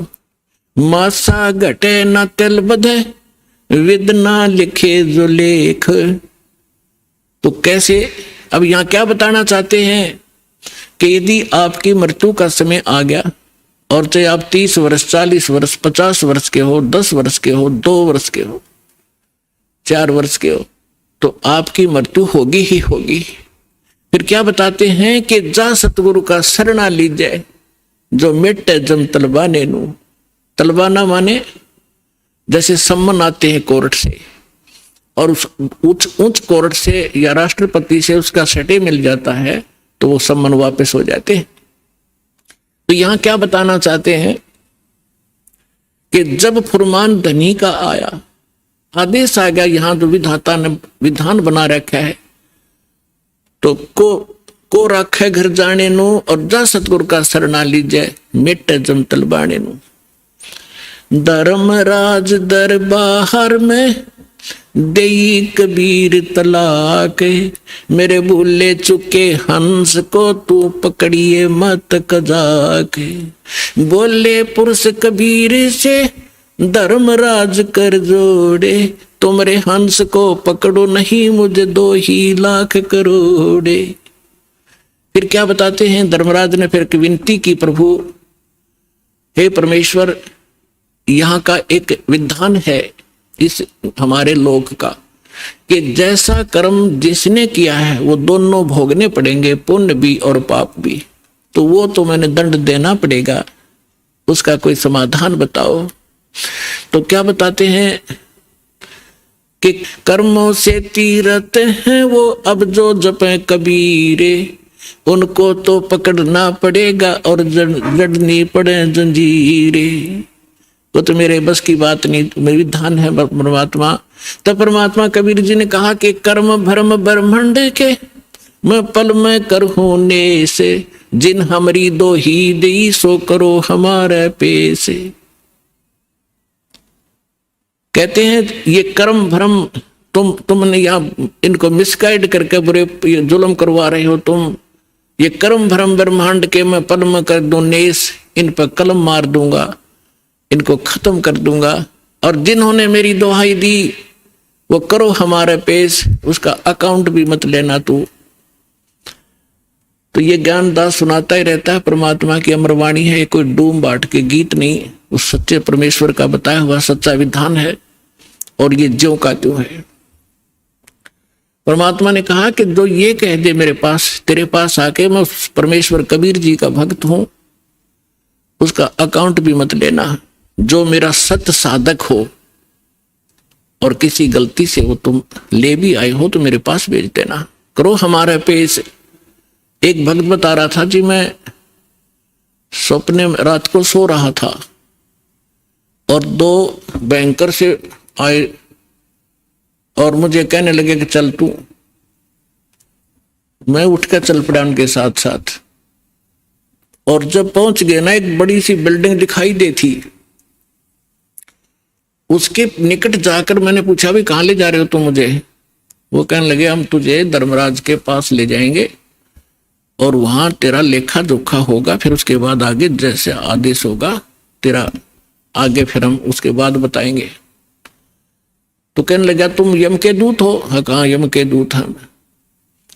तो उसको बात याद आ गई कि हमने ज्ञान में सुना है, गुरुजी बताते हैं परमात्मा कबीर जी के भक्त को और यम के दूत नहीं पकड़ सकते। तो मैं उनके साथ झगड़न लग गया गुट्टम गुट्टा कि तुम मुझे नहीं ले जा सकते, छोड़ो। तो काफी देर मेरा उनका झगड़ा हुआ। तो मैंने बताया कि मैं कबीर परमेश्वर की भक्ति करता हूँ, सच्चे सतगुरु की शरण में हूं, तुम कैसे ले जा सकते हो? और नहीं तो पूछ लो तुम्हारे उस जिसके पास मुझे ले जा रहे हो। तो उन्होंने देखा कि बड़ा दृढ़ता से बोल रहा है। उसने कहा, एक ने कहा कि तू यहाँ खड़ा रहे, मैं पता करके आता हूं। कहते वो अंदर गया, उसने मुझे आवाज सुनाई दे। उसने पूछा कि महाराज ऐसे ऐसे, वो कह रहा है कि मैं कबीर जी का शिष्य हूं, भक्त हूं और तो मुझे नहीं ग्रहण कर सकते। धर्मराज से कहा। धर्मराज ने अकाउंट देखा, वो दोबारा खोल कर देखा कि निकम्मे कित ले आई इसने, इसको वापस छोड़ दो फटाफट, मुन्ने भी मरवाओगे तुम। तो तभी वापस आया और कहने लगा अरे छोड़, इसने बला ने ऊपर तो पटक दिया मैं और न्यू आऊं जैसे गोते खाता हुआ, झटके लगता हुआ, और एकदम बॉडी में प्रवेश किया। और जब मैं उठा पसीना पसीना हो रहा, मेरी जाग खुल गई, नींद खुल गई और काफी देर तक मेरा शरीर सुन रहा, मैं हिल डुल नहीं सका, हिल डुल नहीं पाया। यदि मुझे ऐसी स्थिति मेरे शरीर की ना होती तो मैं सपना मानता इसको।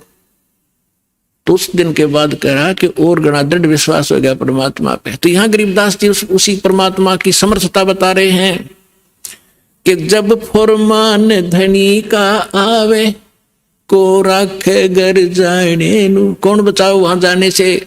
और जा सतगुरु का शरणा लीजे मेट जम तल बाणे नु, मैं तो दे दी बालम याने नु, मैं तो दे दिए बालम याने नु। उत्तर दक्षिण पूरब पश्चिम तो फिरता दाने दाने नु। इस समर्थ की शरण में आने से आपको इतनी बरकत देगा यू भगवान, थोड़े काम में घना सुख, घना फायदा होगा। और आप उल्ट साधना करते हो, गलत साधना कर करके और अपना कर्म बिगाड़ दिए, भक्ति नाश कर ली। जिस साधना से आप कर रहे हो, इससे आपको कोई बेनिफिट होने वाला नहीं है। यहाँ क्या बताते हैं?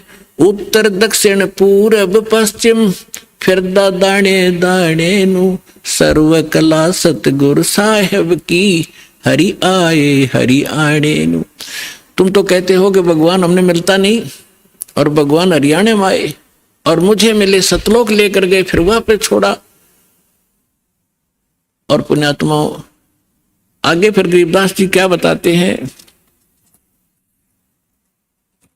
मत दे दी है बाल में बैरे नू, मैं तो दे दी है बाल में बैरे नू, मैं तो दे दी बैरे नू मत दे दिए बालम बैरे नू।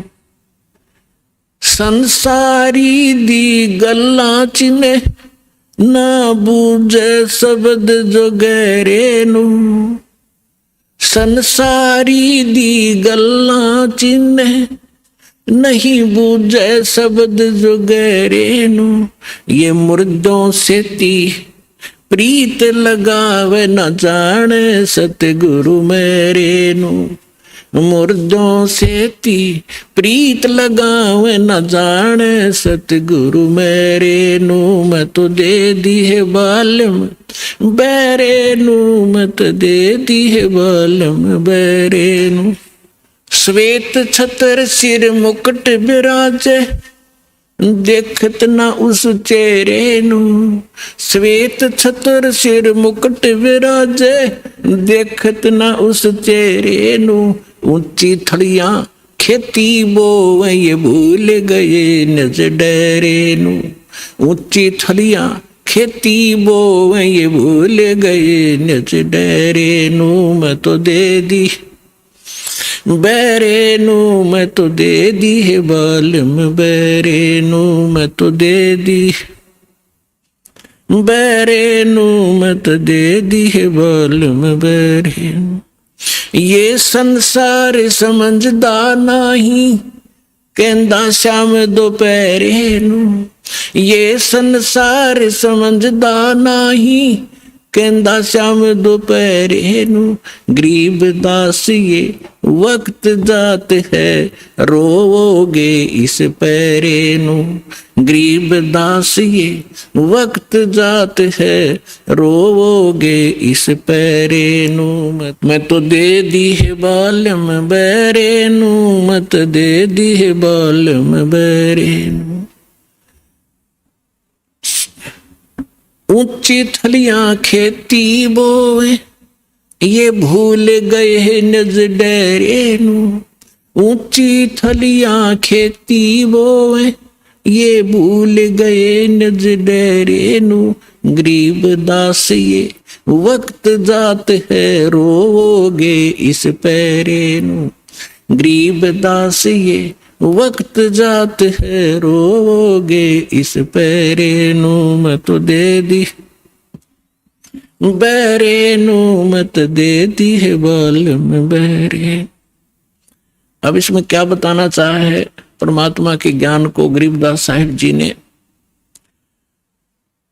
कि यदि आप किसी मित्र को, बहन भाई को या कोई और निकट के संपर्क वाले को कुछ बताना चाहोगे इस ज्ञान के बारे में, वो कति सुनने को तैयार नहीं, क्योंकि मन है उसके अंदर प्रभावी है, हैवी है मन। और उसी व्यक्ति को कोई ये कह दे कहाँ जाते हो भाई, कि मैं जाता हूं अमरनाथ पे, और उसको ये कह दे कि केदारनाथ पर जाने से बहुत लाभ होता है, तो पूछेगा कब जाएगा, मुझे भी ले चलना। No objection. कोई सोमवार का व्रत रखता है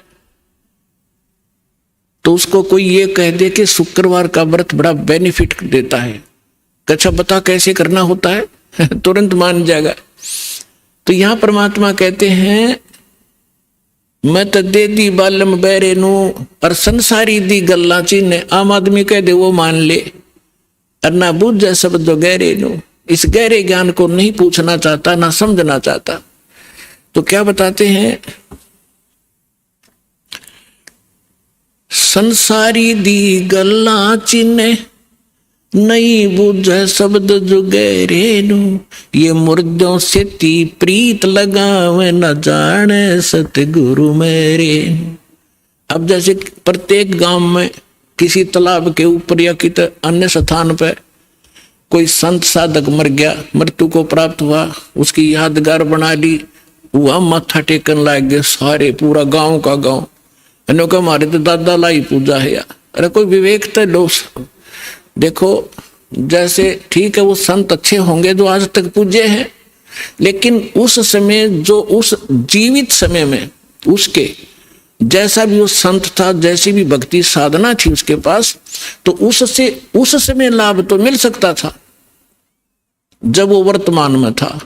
अब तो वैसे उसकी महिमा वैसे ठीक आदर करते रहो, लेकिन मोक्ष कति नहीं, लाभ नहीं मिलेगा। जैसे कोई डॉक्टर है, वैद्य है, और वो बहुत अच्छा वैद्य था और खूब अच्छी दवाई देता था, रोग नाश कर देता था, ठीक है।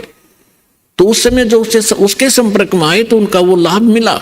उसकी मृत्यु होगी, मृत्यु के बाद उसकी यादगार बना दी।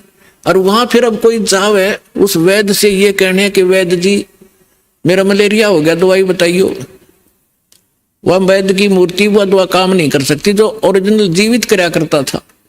तो यह भूल मारा ईब तई लाग रही थी, अब मिटेगी।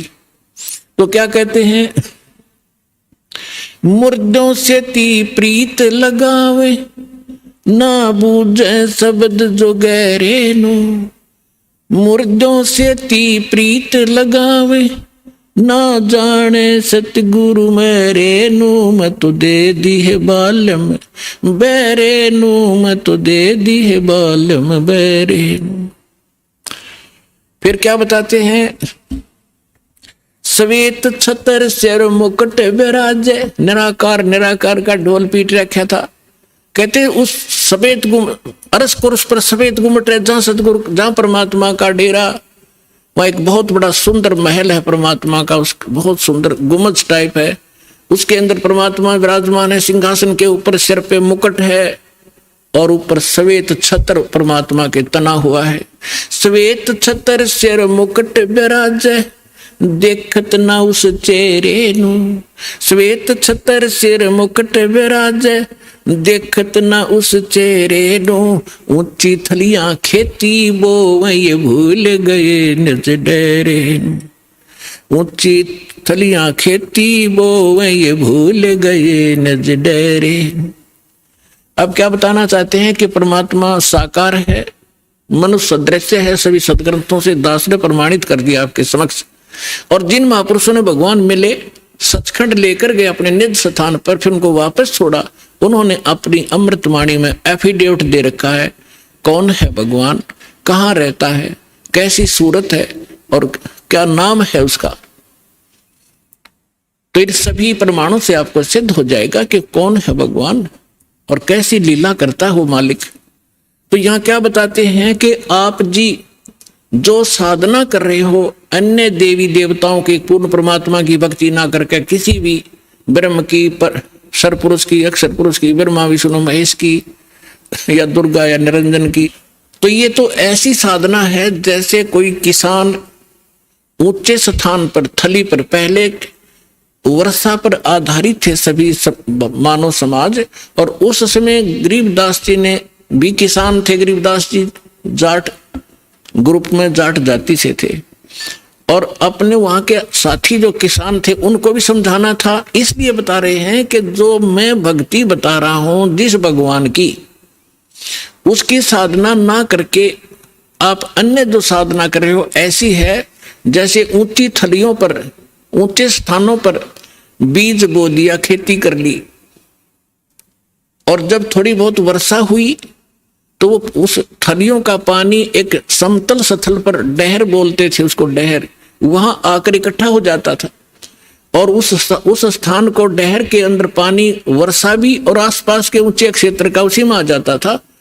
और उसमें जब बोई जाती थी फसल, जैसे ऊंची थलियों पर बोई हुई तो वो होती ही नहीं थी, और डहर में बीजा हुआ एक एकड़ में मनमाने 50 मन कनक हो जाती थी, और ऊंची थलियों पर 2 मन की भी नहीं होती थी मुश्किल से। तो क्या बताते हैं गरीबदास साहब जी, एक फॉर एग्जाम्पल बता रहे हैं कि तुम ऊंची थलियां खेती वो भूल गए निज डेरे नो। इस परम पिता परमात्मा सतपुरुष कबीर साहब की भक्ति ना करके आप अन्य देवी देवताओं की भक्ति करके ऐसी लाभ उठा रहे हो जैसे ऊंची थली पर खेती करने वाले किसान को कोई लाभ नहीं होता। और जो डहर में बीज बोता है, प्रयत्न दोनों एक जैसा ही करते हैं, तो उस डहर वाली यानी उपजाऊ जमीन में और समतल जमीन में घना लाभ होता है। तो समझाना चाहते हैं कि जो साधना हम बताते हैं वो तो डहर समझो। अब फिर बताते हैं,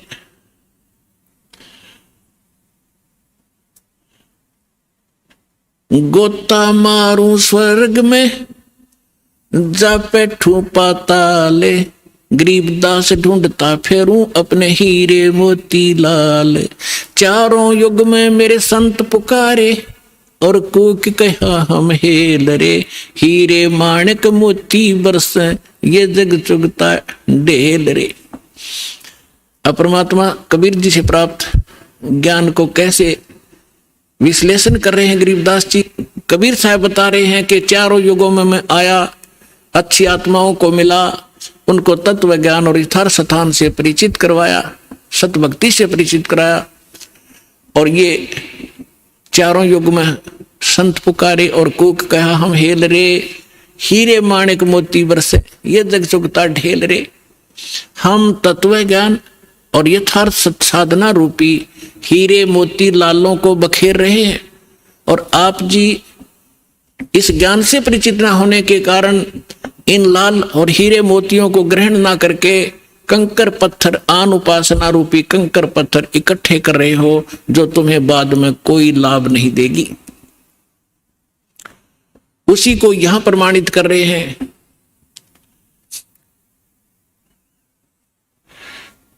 श्वेत छतर सिर मुकुट बिराजे, देखत ना उस चेहरे नु, ऊंची थरियां खेती बोवे ये भूल गए निज डेरे नु। पर भी लेन जात है दुनिया, हमरा ज्ञान किन्हे ना सुनिया। अब यहाँ एक प्रश्न है इसके अंदर के संसारी दी गल्ला चिन्ह ना बुझे सब जुगैरे नु। एक बहन आई, एक बहन ने हमारी दीक्षा ले ली थी। उस बहन की बहन जो है, उसका पति शराब बहुत पीता था, और जिस बहन ने यहाँ दीक्षा ली थी उसका भी ऐसी स्थिति थी। उसके पति ने शराब छोड़ दी थी और नाम ले लिया, और एक बिल्कुल स्वर्ग के तुल घर हो रहा था। तो उसकी बहन का वहां आना हो गया, जो दीक्षा किसी और से ले रखी थी, किसी दूसरे पंथ से, और साथ में दूसरी साधना भी करती थी अपनी जो परंपरागत प्रचलित। उसका पति शराब पीता था, बहुत पीटता था, कभी गली में भी खड़ी कर देता रात में शराब के नशे में। अब मैं बाहर खड़ी रहती हूँ, कुंडी लगा के भीतर पड़ के सो जाता, सवेरे उतरे शराब जब खुल कुंडी ने, इतनी दुखी हूं मैं। तो उस बहन ने कहा कि आप मेरे गुरुजी के पास चलो, वह नाम ले लो और तेरा पति भी शराब छोड़ देगा। तो वह बहन अपनी बहन के साथ हमारे पास आ गई करोथा आश्रम में। जब थोड़ी सी संगत थी, हम ऐसे बाहर बैठे सारा बैठे रहते थे, सारे 10 20 50 100 भक्त आते थे दिन में, मुश्किल से 10 20। तो मैंने पूछा बहन कहाँ से आई? तो उसने बता दिया मेरी सिस्टर है, और इसका पति बहुत शराब पीता है, और रोज पीता है, इसने बुरा हाल कर रखा है इसका, और नौकरी करता है, एक चवन्नी घर पर नहीं छोड़ता, सारी पी जाता है, बच्चे भी भूखे रहते हैं कई बार। तो मैंने कहा बहन फिर दीक्षा लेनी पड़ेगी आपने, भगवान फिर धीरे धीरे सद्बुद्धि देता है, परिवार के अंदर भगवान प्रवेश हो जाता है, और ये पितृभूत भी प्रवेश करके वहां उत्पात मचाते रहते हैं, फिर वो भाग जाते हैं, सद्बुद्धि आती है। तो मैंने पूछा आप क्या साधना करते हो? उसने बताया जी मैं ऐसे ऐसे धन धन सतगुरु अणा का नाम ले लिया, गुरु जी का ले रही हूँ 4-5 वर्ष से। तो हमने कहा बहन देखो चलो ठीक है, वहां जो तुमने नाम लिया, लेकिन अब यहाँ भक्ति, यहाँ नाम लोगे तो सब पिछली पूजा छोड़नी पड़ेंगी, ना बीड़ी पीनी, ना शराब, ना पीने के लिए सहयोग देना किसी को, और ना कोई व्रत रखना। मैं कहने लगा बहन बीड़ी क्यों पीती है तू? ने बोली जी बीड़ी मैं पहले ना पिया करती, नाम लेने के बाद पीने लगी। मगा कमाल की बात है, दीक्षा लेने पीछे पाछे छोड़ा करें कि बुराई ग्रहण थोड़ी करते हैं। तो उसने क्या बताया जी, जिस सत्संग में हमारे गांव में होता था सत्संग, हम वहां जाती थी तो वो सभी को बीड़ी वितरित करती थी प्रसाद के रूप में, एक प्लेट में डाल के, और साथ में एक माचिस और सींक रख देती थी, और न्यू क्या करती पीले पीले प्रसाद है। मैं ना पिया करती पहले, पर उन्हें शिकायत दी, पीने लगी, यह बीमारी और ला ली मैंने, तो इसको तो मैं छोड़ दूंगी। फिर उसने बताया कि मैं व्रत रखती हूं। मैं कौन सा व्रत रखती है? कि शुक्रवार का। मैं बोला बेबे बहन, ये सभी जो व्रत त्यागने पड़ेंगे जो भक्ति करना चाहती है। ने बोले जी व्रत ना छोड़ू मैं। उसकी बहन कहने लगी जब तक तू कह रही थी मैं सारी बात मान लूंगी, अब तू व्रत पड़ेगी। मैंने उसे पूछा बहन इस शुक्रवार का व्रत क्यों रखती है तू, किस लिए? तो वो कहने लगी कि मैंने कथा, क्या क्रिया होती है इसमें, क्या लाभ है इससे? वह कथा सुनाती है कि एक का पति विदेश चला गया था कोई काम धंधे के लिए। ऐसी कथा है संतोषी माता के व्रत, शुक्रवार के व्रत से क्या लाभ है वो बताने लगी। और फिर उसकी काफी वर्ष हो गए थे, उसके पति ने दूर चला गया, उसका भूल पड़ गई, घर नहीं आया। संतोषी माता एक बहन को दिखाई दी उसको, जिसका पति बाहर गया हुआ था दूर देश में, और उसने बताया कि तू मेरे 16 शुक्रवार के व्रत रख ले, तेरा पति घर आ जाएगा। तो उसने 16 शुक्रवार के व्रत रखे और 16वां शुक्रवार का जो व्रत था उसका पति घर आ गया। इसलिए उसकी पूजा करती हूँ। और मैं तेरा रोज आवर रोज गड़े, तो गड्ढे की शुक्रवार के व्रत ने अकल की चोर। चलो उसका तो पति दूर चला गया था, उसकी तो बुला लिया उसकी संतोषी माता ने, तेरा तो डेली आवर डेली गड़े तने, और फिर भी शुक्रवार का व्रत है कल तुम्हारे अंदर। तो यहां परमात्मा कहते हैं कि संसारी दी गल्ला चीने ना बूझे शब्द जो गहरे नु, सच्चाई से परिचित ना होना चाहते हैं और ऊंची थलियां खेती वो ये भूल गए निज डेरे नु। फिर क्या बताते हैं कि ये संसार समझदा नहीं कहंदा श्याम दोपहरे नु। अपने आत्माओं 7-8 सत्संग यहां से हुआ था। भाई तन दर सुखिया कोई ना देखा, जो देखा सो दुखिया हो, उदय अस्त की बात करते हैं, मन सबका किया विवेका हो, सबका किया विवेका हो। यहां पर कहते हैं झूठे सुख को सुख है ये मान रहा मनमोद, ये सकन से बिना काल का कुछ मुख में कुछ गोद। तो क्या बताना चाहते हैं आदरणीय गिरिदास साहिब जी कि ये संसार समझदा नहीं कहंदा श्याम दोपहरे नु। जैसे एक शराब पिए पड़ा था, जेठ जून का महीना, हरियाणा क्षेत्र, पंजाब, राजस्थान, उत्तर प्रदेश। इसमें जून के अंदर एक भयंकर गर्मी गिरती है और शराब पी कर बाहर पड़ा बिल्कुल मैदान में।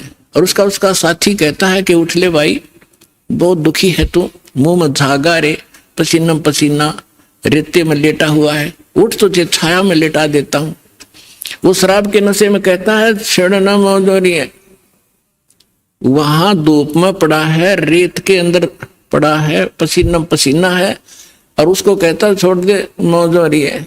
तो परमात्मा कहते तुमने भांग पी रखी काल की, कबीर ये माया अटपटी सब गट आनड़ी, और किस किस ने समझाऊं या कुआ भांग पड़ी।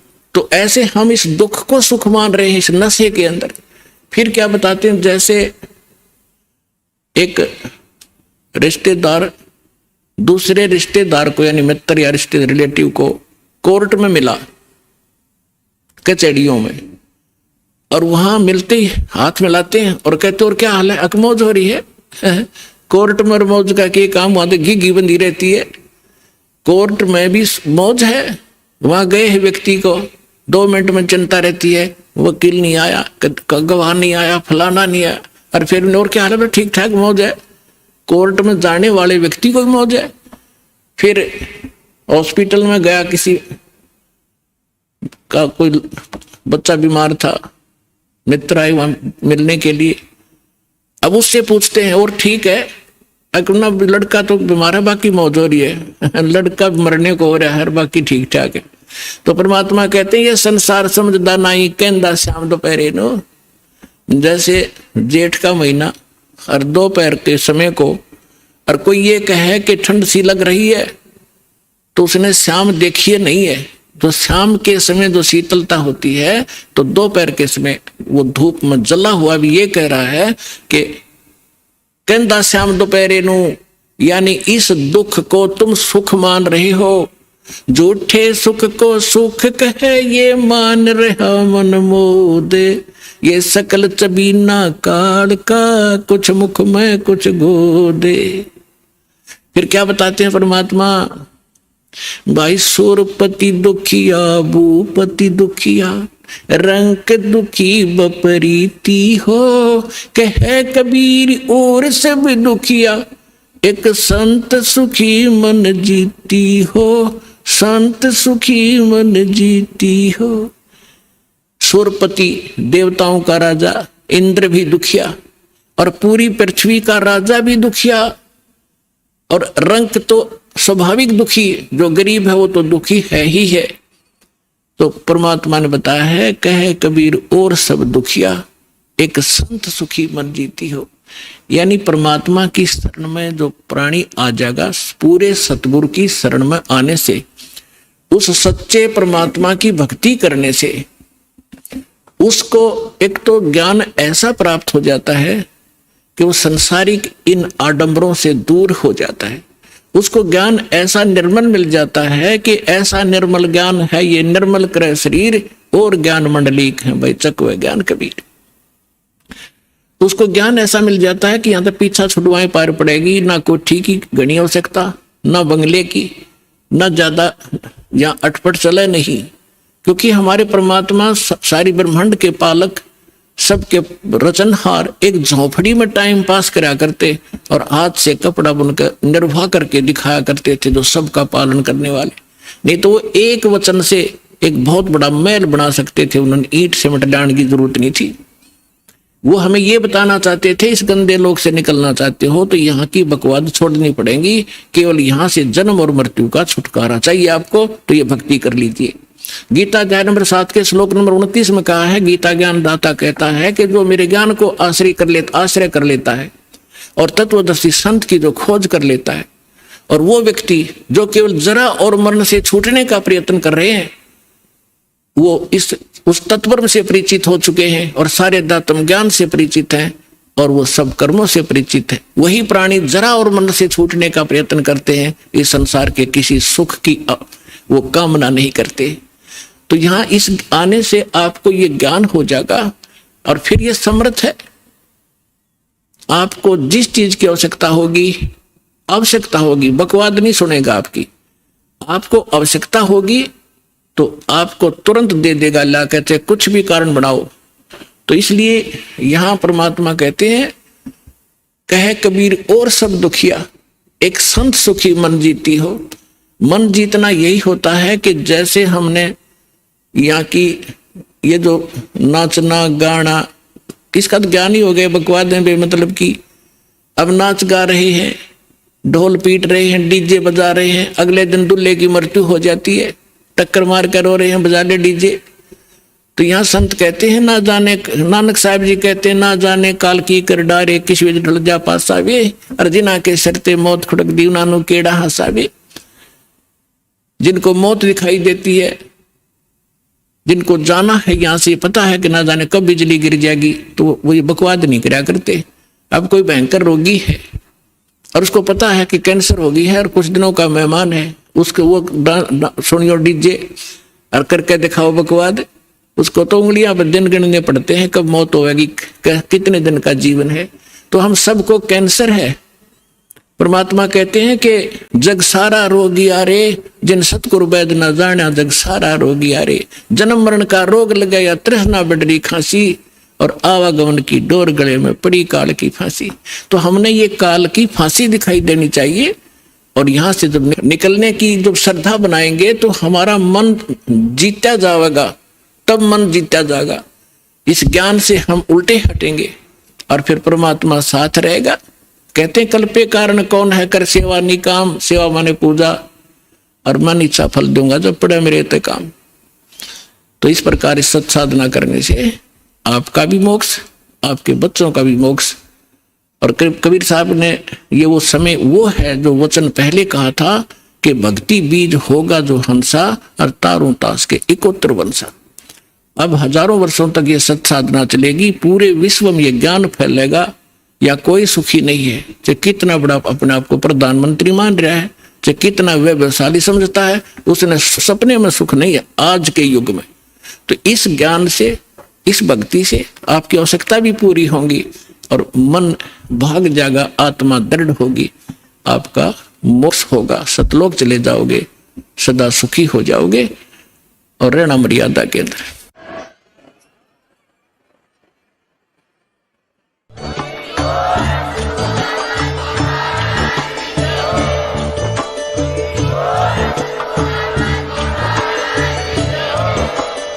आप सुन रहे थे जगत गुरु तत्वदर्शी संत रामपाल जी महाराज जी के मंगल प्रवचन। अधिक जानकारी के लिए विजिट कीजिए हमारी वेबसाइट www.jagatgururampalji.org। संत रामपाल जी महाराज जी के शुभ आशीर्वाद से पूरे विश्व भर में 500 से भी ज्यादा नाम दीक्षा केंद्र हैं, जिन पर संत रामपाल जी महाराज जी द्वारा ऑनलाइन निशुल्क नाम दीक्षा दी जा रही है। अपने नजदीकी नाम दीक्षा केंद्र का पता करने के लिए संपर्क करें 8222880541।